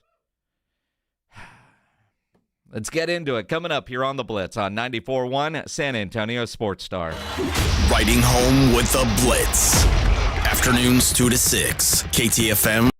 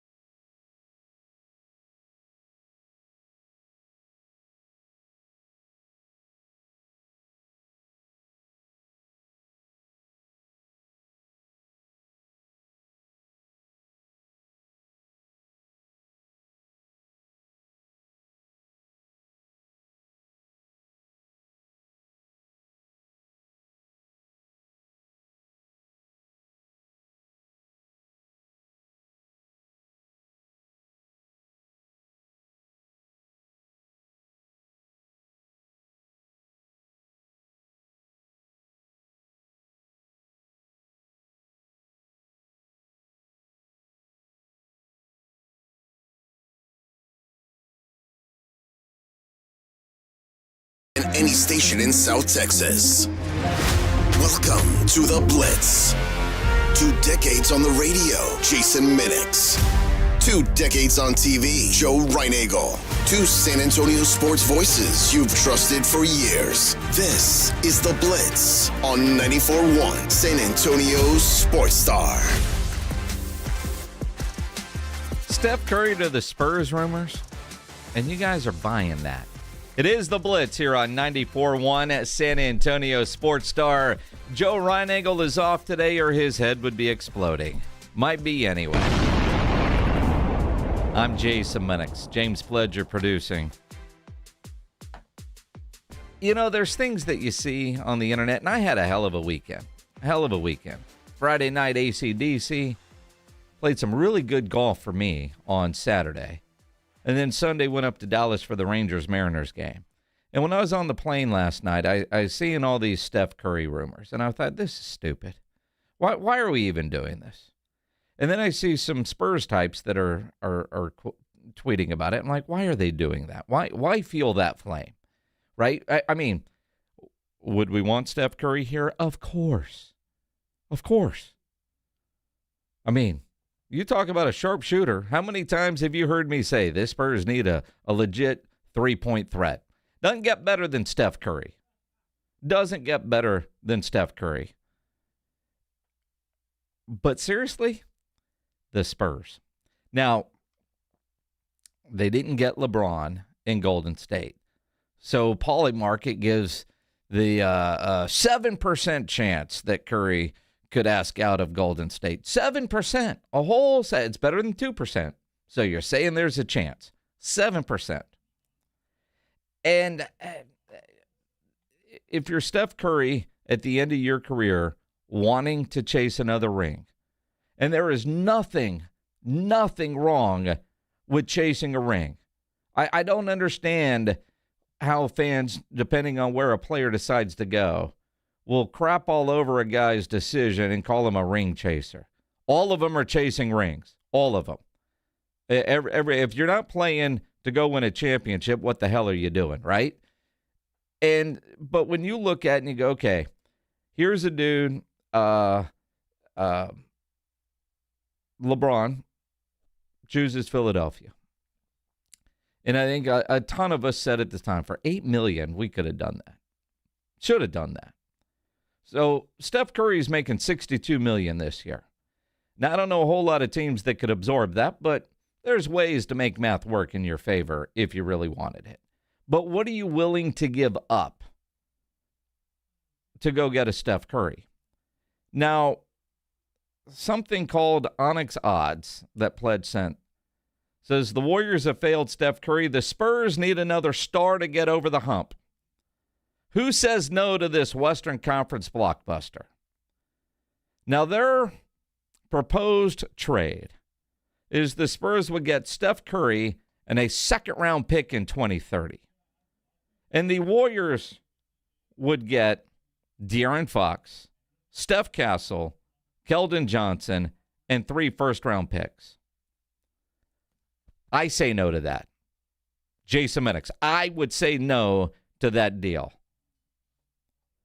Now, Steph Castle's not going anywhere. And I would not give up Steph Castle even for a Steph Curry. You want to add in a De'Aaron Fox, a Keldon Johnson, and pick another player? Sure. But to me, there are 3 guys currently on the Spurs roster that aren't going anywhere. It's Vic, it's Steph, and that Dylan Harper guy's pretty damn good, right?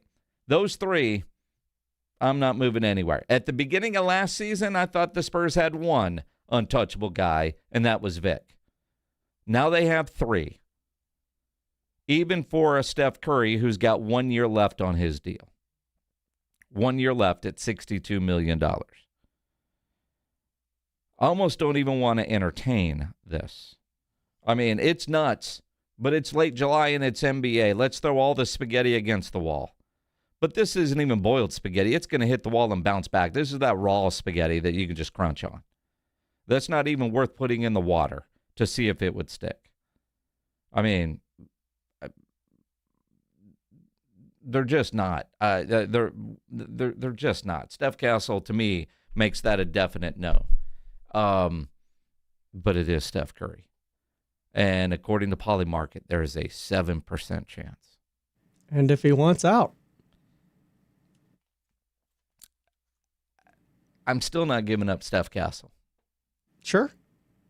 But you always ask for the moon, and you settle in between. I mean, if you're asking for Steph Castle, are you really going to settle for Luke Cornett? I didn't say it had to be Luke Cornett. I mean, I don't know if Tobias has signed a lease yet in San Antonio, but, you know. And there's Devin.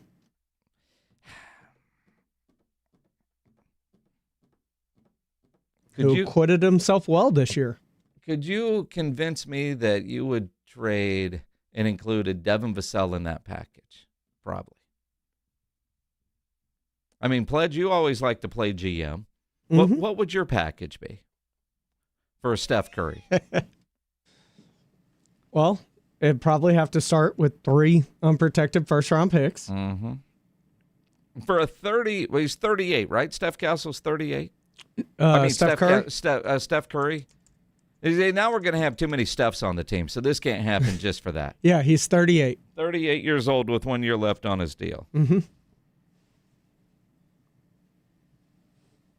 Which is why I would find it hard to be getting rid of a guy like whether it's Harper or Castle. I can't do that with the uncertainty of his future. Now, here's the problem is. But De'Aaron Fox, to make room for him, because you're getting an all-star level player in return. Again, who spent a lot of time in Northern California. He'd be in a better part of it this time. I mean, yeah, far better. My buddy Jeff, he says Fox, KJ, Champagnian picks. But why would Golden State do that? If you know you're going to lose them, you get a talent like Fox and a bunch of picks instead of just watching them leave in free agency. Well, if you're Golden State, though, and this is, part of a conversation like this, is your motivation to try to stay competitive, or do you realize this group has run its course, pull the plug, tear it all down, and start back up? And I think when Clay left, it kind of felt like they knew that was the beginning of the end, which I'm surprised they've been able to keep Draymond and Steph there, and Steve Kerr for that matter, past Klay Thompson and the way things have gone. The flirtation with LeBron would have been interesting. That would have been fun to watch a couple of times, but ultimately not really. So do they really want a Julian Champagnie, or are they more interested in the picks? And then you got to have somebody that can help, I don't know, run the team. So De'Aaron Fox would certainly make sense. And I could see the Spurs, because Dylan Harper has played so well last year, especially at the end, if they can get out of the De'Aaron Fox deal. And I don't know that they want to. I truly don't know that they want to get out of De'Aaron Fox's deal this soon. At some point, Dylan Harper is going to demand to be the starter. At some point, you could see that happening. But are they there? But again, when you're getting a sharpshooter like Steph Curry, it ain't going to be cheap, right?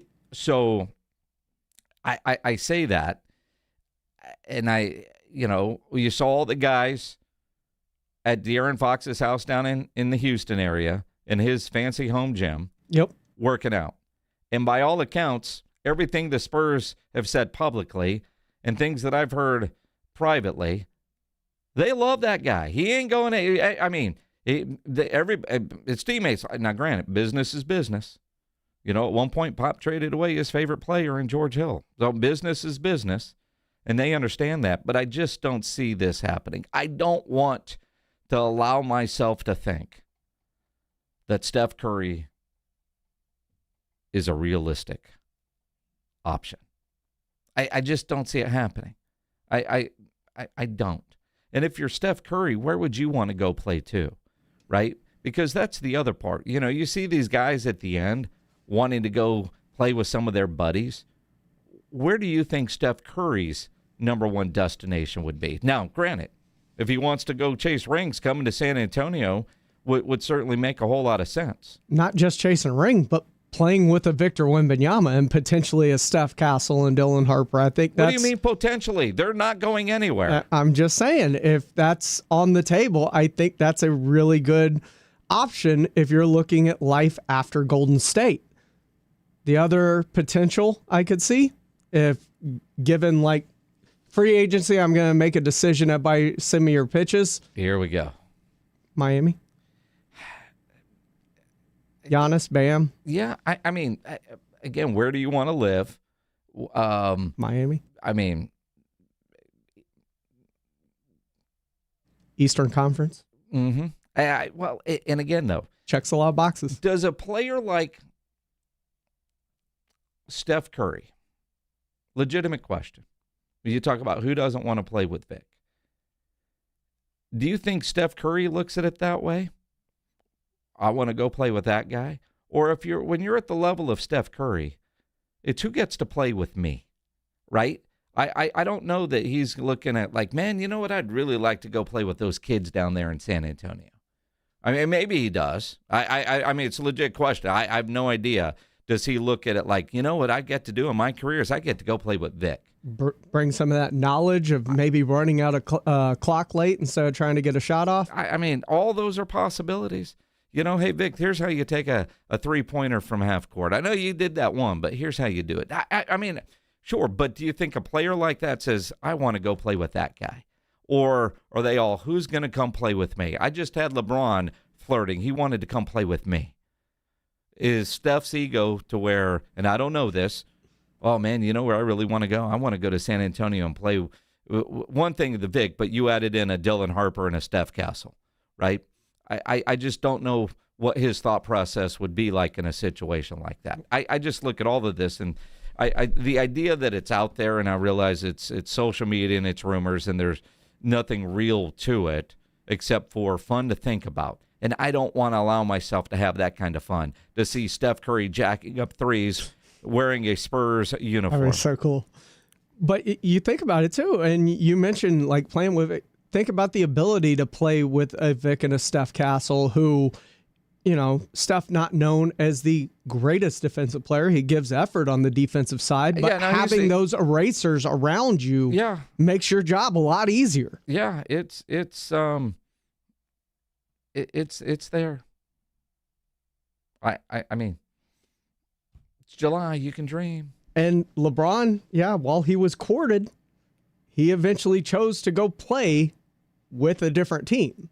He went to go play. LeBron James made the best basketball decision. He did. Where the pressure is not on him to be the guy or even the second guy. He made the best basketball decision. And I think that's what surprised the basketball world, because who chooses Philadelphia when you got a Miami or playing with Steph Curry? I don't know. I am curious, though, if there's any truth to how pissed off is Steph Curry with the organization.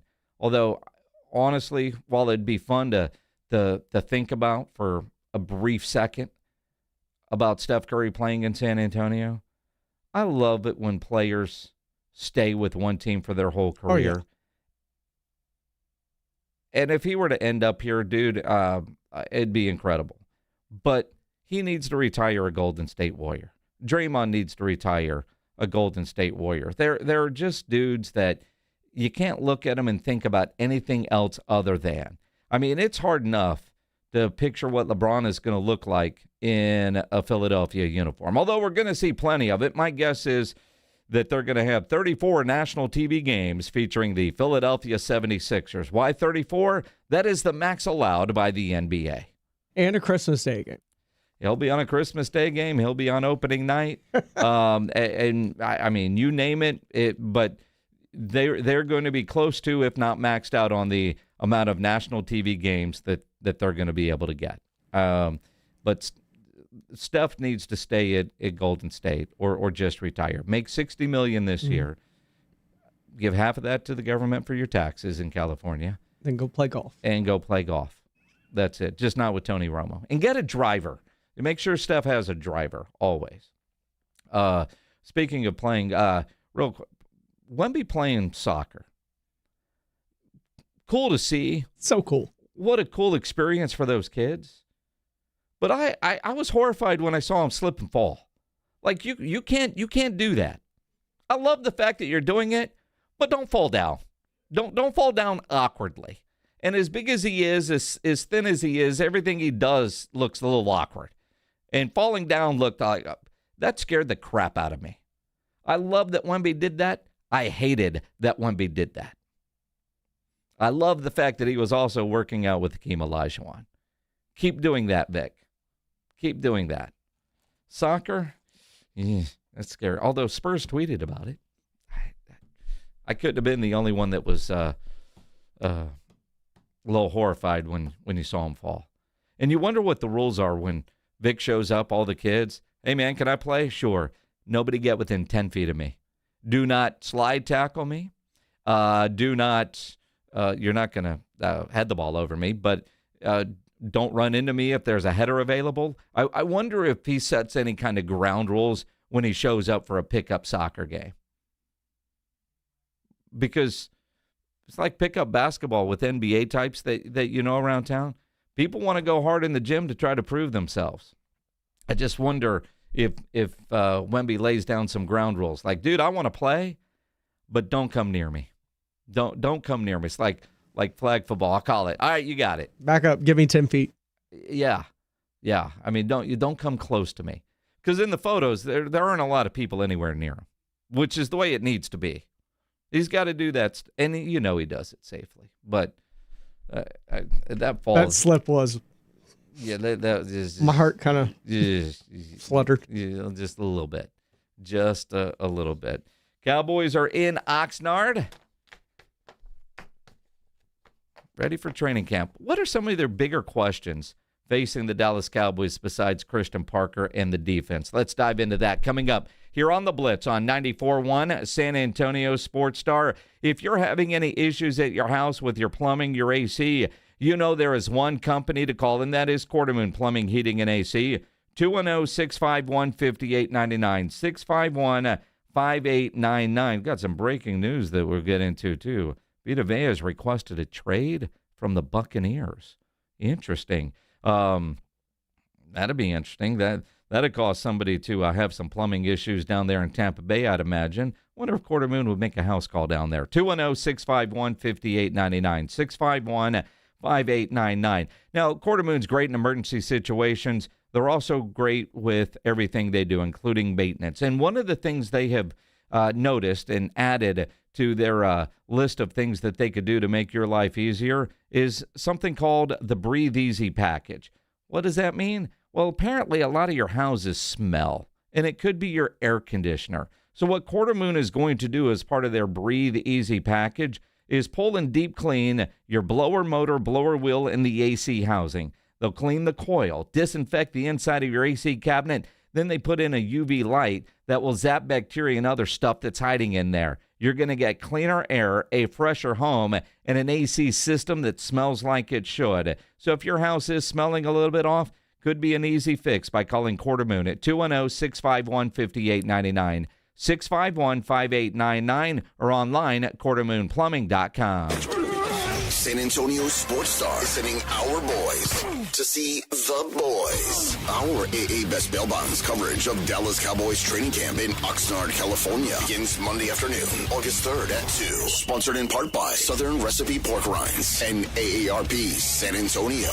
South Texas home of the Dallas Cowboys. 94.1 San Antonio Sports Star. Hello, my name is Jason Thompson. I'm an attorney who has practiced law here in San Antonio since 1994. Over the past 30 years, I've represented hundreds, if not thousands, of victims of negligent drivers. If you've been in an auto accident, you can choose a billboard lawyer, but I'd ask you to consider calling me. We have only one rule in my office. If my client's happy, I'm happy. My team and I place a premium on communication because I believe there can be no daylight between an effective attorney and his client. I do not charge for an initial consultation. If you've been injured in a traffic collision, just call my office, 210-900-0400. There's no charge. I want to make sure that the decisions you make immediately after an accident are smart decisions. The other driver's insurance company and your own insurance company will want to talk to you immediately after the accident. My advice, talk to me first. Many adjusters play fair, but I've seen more than a few that do not. If you've been injured by a negligent driver, call me, Jason Thompson. My number is 210-900-0400. That's 210-900-0400. My name is Whitney Allen, and I'm a widow. My husband, Ryan, died. We never thought we'd ever have to use life insurance, but the unexpected happened. With Ethos, signing up was fast and 100% online. You can get a quote in seconds, apply in minutes, and get same-day coverage. No medical exams, and you can get up to $3 million worth of coverage. I'm grateful we were prepared. Get your free quote at ethos.com/play. That's ethos.com/play. Paid spokesperson. Time spent on application may vary. Online health questions required. Move over, Chips. There's a new crunchier MVP in the snack aisle. Enter pork rinds. Southern recipe pork rinds are low-carb, gluten-free, and packed with protein to keep you going. And the flavors, big, bold, crunchy. From sweet barbecue to hot honey, every bite brings that flavor-packed crunch you crave. Grab your favorites today at H-E-B or online at porkrinds.com. Southern recipe pork rinds are your snack time, crunch time hero. I love a girls' weekend, but my moderate to severe plaque psoriasis can sometimes take me out of the moment. Now I'm all in with clearer skin, thanks to Skyrizi, risankizumab Riza, a prescription-only injection for adults who are candidates for systemic or phototherapy. You can usually find me in the kitchen, but my active psoriatic arthritis can limit me at times. Now I'm still in the mix with Skyrizi to treat my joint symptoms. With Skyrizi, most people with plaque psoriasis saw 90% clearer skin when measured from head to toe at 4 months. Or if you're an adult with active psoriatic arthritis, Skyrizi helps you move with less joint pain, stiffness, swelling, and fatigue. Don't use if allergic to Skyrizi. Serious allergic reactions, increased infections, or lower ability to fight them may occur. Before treatment, get checked for infections and tuberculosis. Tell your doctor about any flu-like symptoms or vaccines. There's nothing like clearer skin. There's nothing like better movement, and that means everything. Ask your doctor about Skyrizi. Visit skyrizi.com or call 1-866-SKYRIZI to learn more. When you're hiring, have you ever felt like you're missing out on meeting great candidates? Well, they're not hard to find when you go to ZipRecruiter. ZipRecruiter helps 10 million people with their job search every day. People who are actively looking for jobs like yours. So it's easy to find the right person fast. 4 out of 5 employers who post on ZipRecruiter get a quality candidate within the first day. Try ZipRecruiter for free at ZipRecruiter.com/radio. That's ZipRecruiter.com/radio. You bought an RV, and you got an automatic discount from Progressive by bundling it with your home or auto insurance. That's great, but a serious word of warning every RVer should heed. You don't need to talk about things like dry weight or dump stations. And you don't need one of those expensive water filter straws either. Because the most extreme thing most RVers encounter is a campsite without hookups. So just enjoy yourself. And Progressive's automatic discount when you bundle your RV, boat, or motorcycle with your home or auto insurance. Progressive Casualty Insurance Company and affiliates. Not available in all states or situations. This is Brad Sham, and you're listening to South Texas's...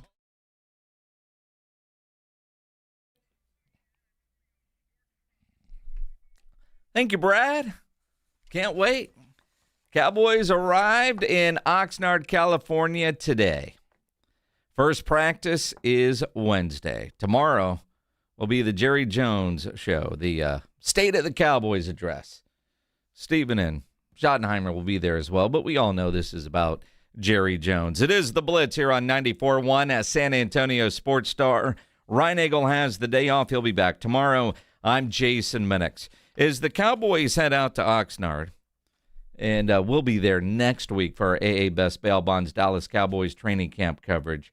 We know that the guys that are all checking in today, there's going to be one or two that are going to make the opening day roster that aren't currently in Oxnard or planning to go to Oxnard. You know, those veteran free agent types that get picked up somewhere towards the end of training camp. In our poll question today on our YouTube page, which you can go vote in, we would like for you to go vote in. You can get there through sasportstar.com, or if you're on YouTube, just search out San Antonio Sports Star. Of the veteran free agents, which one would you want the Cowboys to go sign? You got Joey Bosa, Von Miller, Jadeveon Clowney, or Bobby Wagner. Those are the 4 options we have on our poll. Right now, Von Miller leads the way at 34%. Joey Bosa is second at 24%. Bobby Wagner, third at 22%. And Jadeveon Clowney is at 20%. And it's been wild since we started at 2 o'clock seeing how that has fluctuated. There for a while, Von Miller was running away with it. And then Jadeveon Clowney, who's now last, was second. And Joey Bosa would have been my last on the list is second. I just think about all his injuries and what does he actually have left. Jadeveon Clowney, I thought he played well for the Cowboys. Looked like he had plenty of tread left on those tires. We visited with John Machota from The Athletic earlier today. He's not high on Jadeveon Clowney. He doesn't think the Cowboys are. You know, everything they said about him, and then they hired Christian Parker in cricket. So maybe a lot of you heard that, and all right, you went out of there. He also wasn't high on Bobby Wagner either. I am. I think about a linebacker with the ability and veteran status and just football knowledge that Bobby Wagner has. And I've wanted Bobby Wagner on the Cowboys since I thought he was going when Dan Quinn was the defensive coordinator.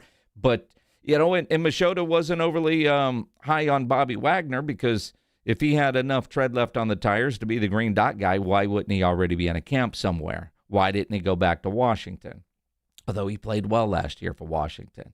Von Miller was what Machota suggested, or what was who Machota would have taken. But obviously the help is on the defensive side because as Cowboys camp opens, that's where all the biggest question marks are. I mean, really on the offensive side, what are your question marks? Can the offense be better in year 2 under Brian Schottenheimer with all the skill position guys back? And can Tyler Guyton hold up at left tackle? I mean, those are the questions on offense. All the questions are on defense.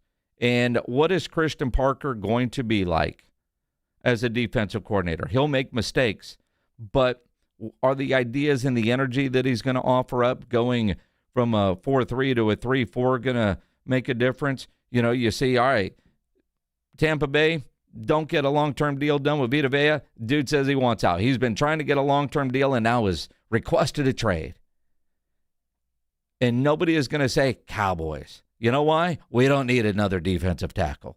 The Cowboys might have, although, add that guy. The Cowboys don't. That's not a need for the Dallas Cowboys. Their defensive tackle room, their defensive front, that's the best unit on the defense, and that might be the best defensive unit in the NFL when it comes to interior defensive linemen. Name a team that's got a better group. But their edge is still going to be a question mark. You know, does Ezeraku really make that kind of an impact? They go out and they sign Rashawn Gary. They make the trade for D. Winters. Pass rush is still going to obviously be a big question mark. And then that leads to how good is the secondary going to be, which still is going to have some question marks, starting with Deron Bland and his health with foot issues that he has had. But I like Kobe Durant. Obviously, they really like a Jalen Thompson. So we expect better from this defense, partly because, good Lord, it can't be worse than it was last year. It can't be, right? And they don't have to be great. I think that's one of the things about rolling the dice with a young player, which isn't a young coordinator, which isn't Jerry's MO normally. He normally wants guys that have had the role, been head coaches, to come in and be a coordinator. But the bar seemingly is so low for this Cowboys defense that if they become okay, if they become middle of the road, that's such a vast improvement over last year. Is that enough to take a 7-win team and turn it into an 11 or 12-win team, which is going to get you into the playoffs, win the NFC East? Can they get some stops? Can they get some stops and not always feel like they're playing from behind? And in games like when they have to play the Houston Texans, where you know the offense isn't going to put up 30 points, can the Cowboys defense hold Houston to under 20? Because that's how you have to beat Houston. With that defense, with the Texans have one of the best defenses, if not the best defense in the NFL. I don't expect a drop-off from Houston's defense. So strength against strength, but if that Cowboys offense designed to score 30 points a game, they're not going to score 30 against Houston. But can the Cowboys defense get enough stops to where you're looking at a 20-13, 20-17 type of football game? Because that's kind of what you would expect going against the Houston defense, which is why if you're a Texan fan, you're pretty excited as training camp starts because you watched your offense get better on the offensive line, and your defense is your defense. And we'll get into that coming up. But, I mean, that's the bar for the Cowboys defense. And just with some of their additions. And I haven't even mentioned Caleb Downs. Is Caleb Downs high expectations, but if he doesn't look like a lost rookie out there, just Caleb Downs makes the defense better. But so will Jalen Thompson. So will Rashawn Gary. Those are the kind of pieces. And again, it's finally made SportsCenter with Vita Vea asking for his trade. Again, nobody in Dallas is saying, well, should we put together a package? Because they don't need them. That's not an area of need right now for the Dallas Cowboys. It feels safe to say last year, under Matt Eberflus and what was going on there, it felt like a lot of the issues were based around ineptness, not understanding what the system was asking of them, and not knowing where to be. Am I correct? Yeah. I mean, all we've heard all off season from Christian Parker has been how well of a communicator he is with the team and getting his vision of what he wants them to do across. When we get to Oxnard next week, and we go out there as a radio station, when the pads go on, there was a time, I've been doing this here at this station for 18 years. There was a time for a couple years where we were always out there for day one, and you didn't learn enough. You got a lot of interviews, but you didn't learn enough. And then when Dot Wynn started working here, he was like, I want to go when pads are on. And that changed everything because, you do learn and you're watching practice. And that's one of the things I want to watch. How does Christian Parker run his practices? I remember, Dan Quinn, hat backwards down there, lining up, taking hits, going nuts. Rod Marinelli, barking and then telling great stories. Chris right? Richard. Yeah, dude. They've had so many. But it's interesting to watch how people practice because Eberflus last year, not noticeable, and so then when you see in the season when it starts, guys are complaining.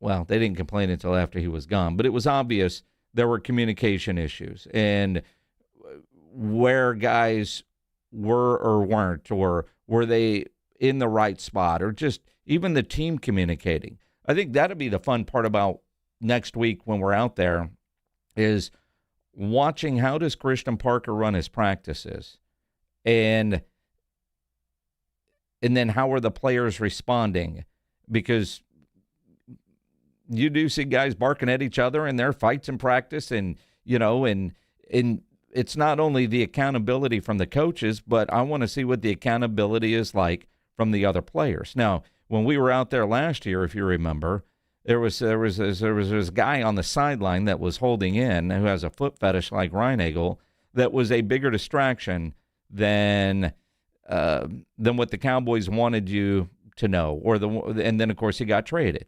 So it will be interesting this season because this offseason has been so un-Cowboy-like. No drama, no contract disputes, no BS, nothing.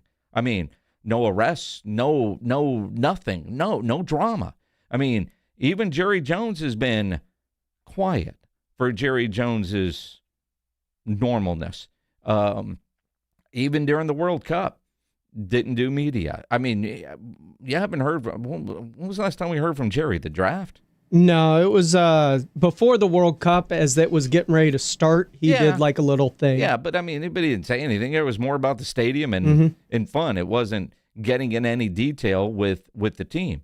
And it's not like Jerry to not seek out the spotlight. The Cowboys under Brian Schottenheimer are operating differently than we've ever seen them before, and that's a surprise. It's a surprise, but it also lets you know how much, I believe, faith and control Jerry is giving Brian Schottenheimer, because he's never been like this with any other coach. No, but he's also getting older, and it makes me wonder how much, as you say, control is Steven taking over from Jerry.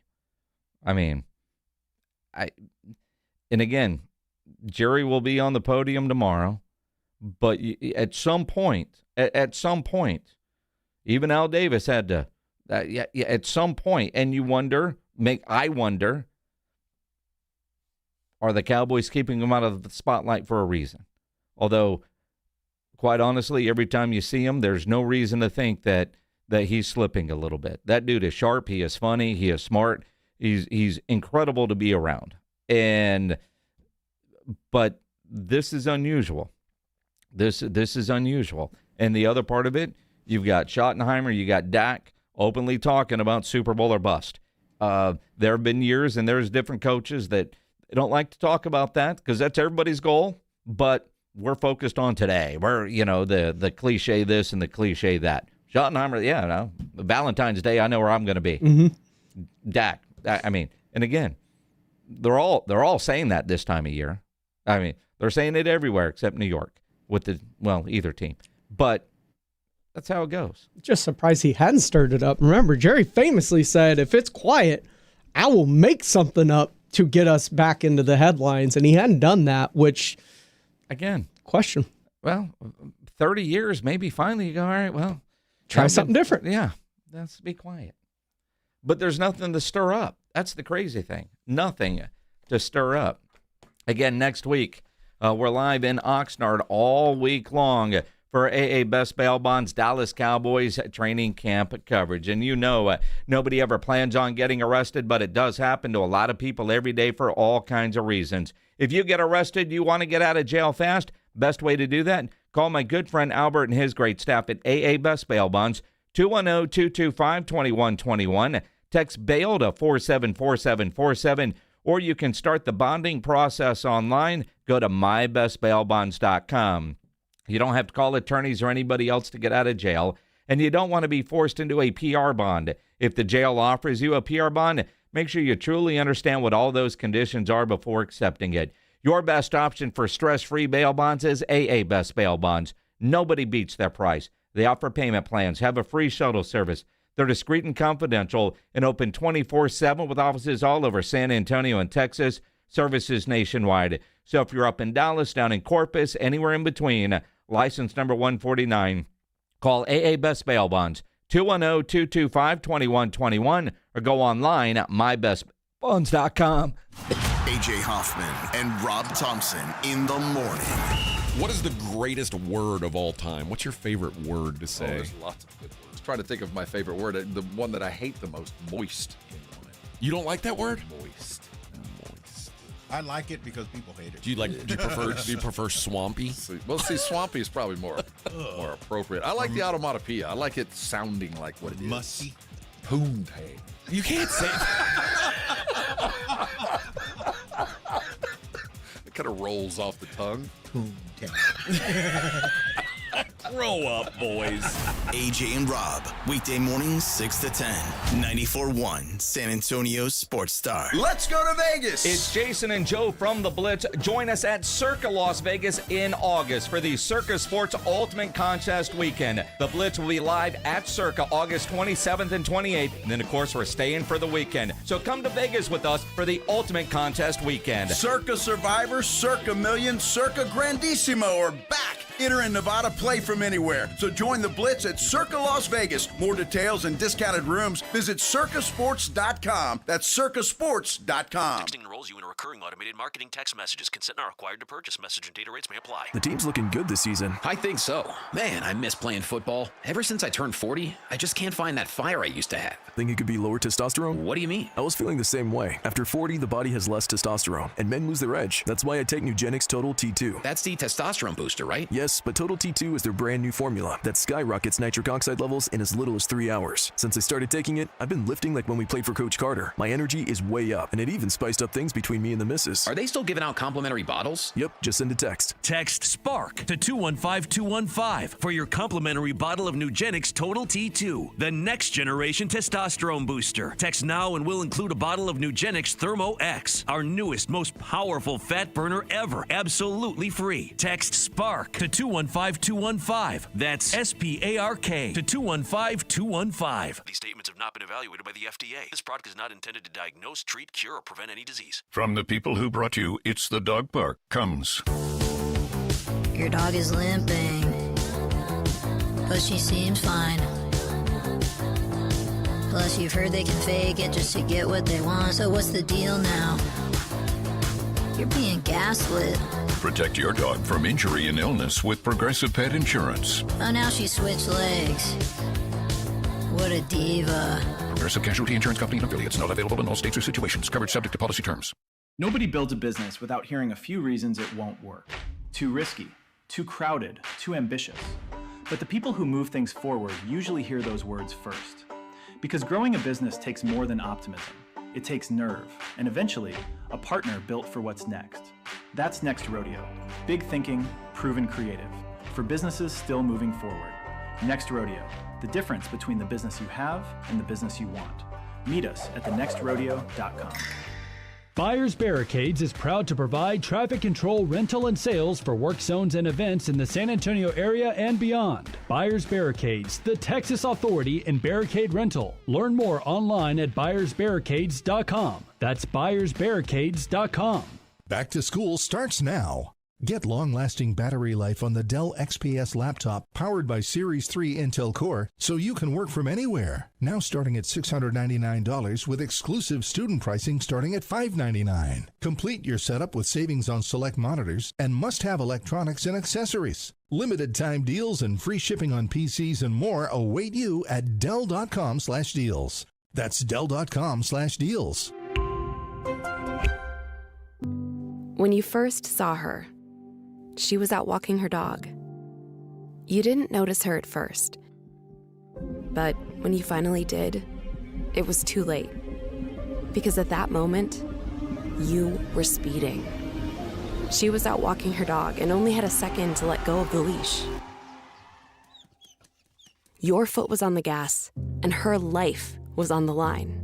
Speeding catches up with you. Paid for by NHTSA. AJ Hoffman and Rob Thompson in the morning. Coming up on the AJ and Rob show, the Cowboys have landed in Oxnard. Press conference coming up. In practice, it's basically football. Oh, Jerry's going to give us the state of the union of the Cowboys. I'm sure it's strong. We'll figure out if it is. Get here early. Party starts at 6. AJ and Rob, weekday mornings 6 to 10, 94.1 San Antonio Sports Star.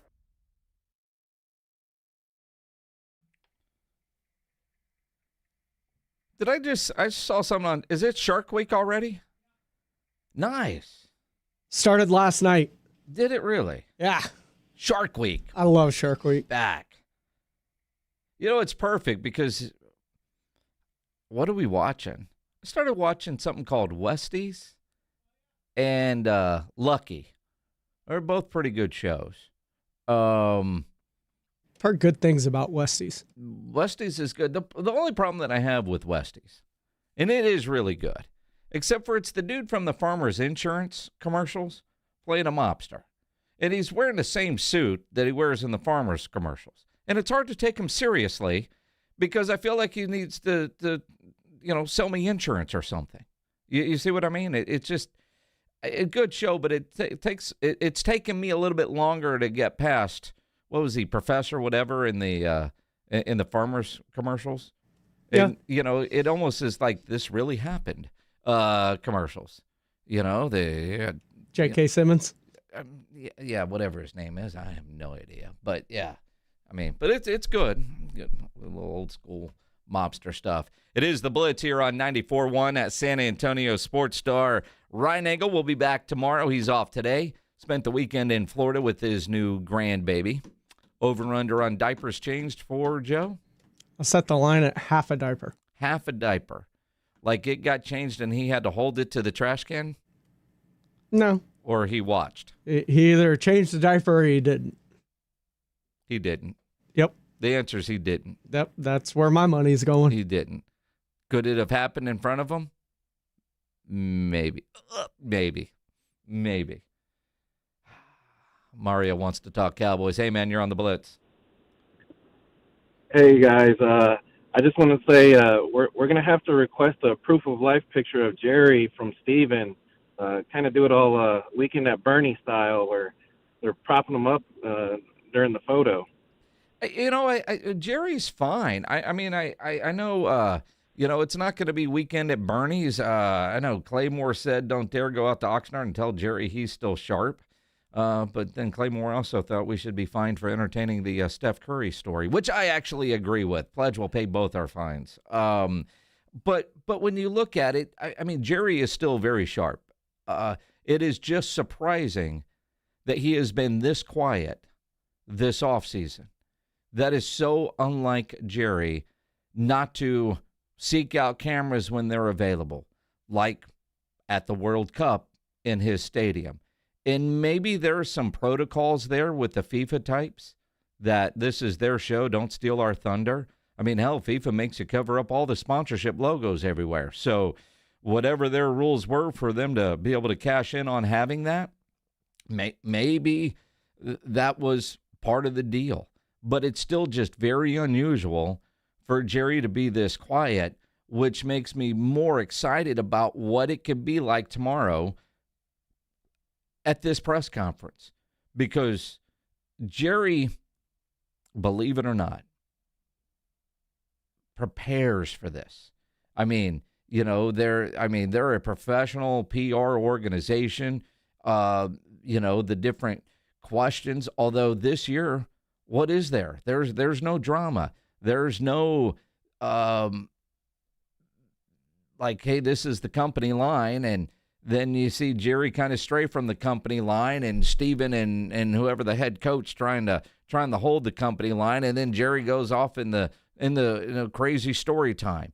And it's been so long for Jerry, you just wonder, man, the pent up that he's got to release when he gets in front of that microphone. I'm more interested tomorrow just to hear from Jerry and what kind of crazy ass stuff he's going to talk about.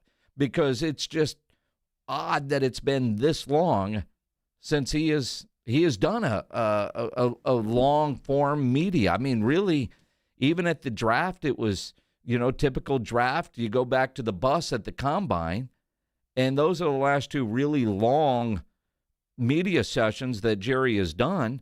And there was nothing to stir up. As James Pledger mentioned earlier, Jerry is known to say, man, if there's nothing, I'll stir it up. There's nothing to stir up right now. It's bizarre. What happens tomorrow? What's your takeaway if we get through the State of the Cowboys press conference and Jerry is kind of just towed the company line? There's nothing massive that comes out of it. There will be something. There will be something, right?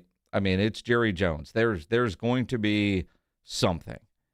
I think Joe Reinagle changing a diaper is more likely than Jerry just towing the company line at this press conference. There's some sort of Jerryism that's going to come out of this. There's something. He's going to try to be funny, and in some cases it is. But there's no drama right now. There's nothing. I'm more curious if Jerry talks about the Super Bowl the way Schottenheimer has and the way Dak Prescott has. There's been times where Jerry has done that and has been hammered for it, and then there's other times where he wants to back away from it because while we all know that's the goal, right now we're at training camp and we got to get this done and we got to get that done. I mean, I'm curious just to see where this thing goes. And if he does toe the company line, I don't know if it's Jerry toeing the company line other than it feels like they finally got it right. They've got a good squad. They've got a great offense. And if their defense can get mediocre, then they're going to have a chance. Now, are they at the Rams level? No. Are they at Seattle's level? No. Can they win the NFC East? I mean, hell, the Giants are working out Kenneth Murray today. How desperate do you have to be at linebacker to bring that guy in for a look-see? I mean, honestly, Kenneth Murray? You remember him last year for Dallas? I mean, honestly, and the Giants are bringing him in for a workout? I mean, I don't know if the UFL would bring him in for a workout. And we're talking about a first-time coordinator in Christian Parker. There's also one in Philadelphia with Sean Mannion taking over the offense for the first time up there in Philly and dealing with a quarterback that runs a type of scheme that I don't think he's ever fully ran before. I'm not worried about Jalen picking up another scheme. He gets a new one every year. I mean, but they usually try and keep some things normal for him. Yeah, he'll be fine. Jalen, I'm not worried about Jalen.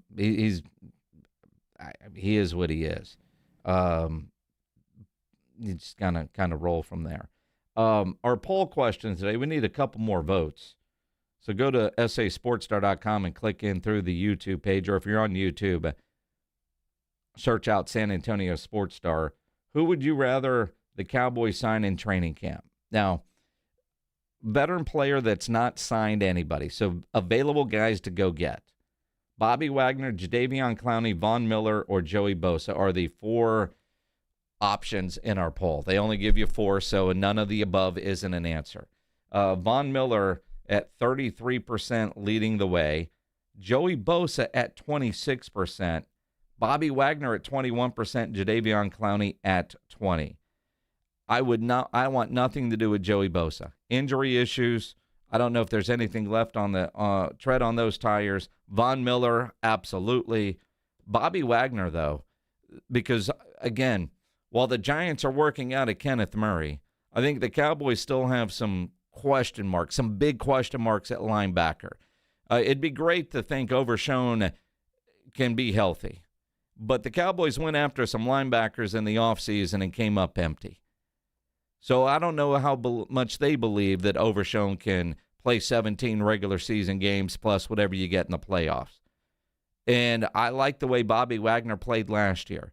Now, earlier today, we talked to John Machota from The Athletic, and his concern is Bobby Wagner was still capable of being that guy. Why is he not signed with anybody? Why didn't he go back to Washington and his buddy Dan Quinn? Good questions.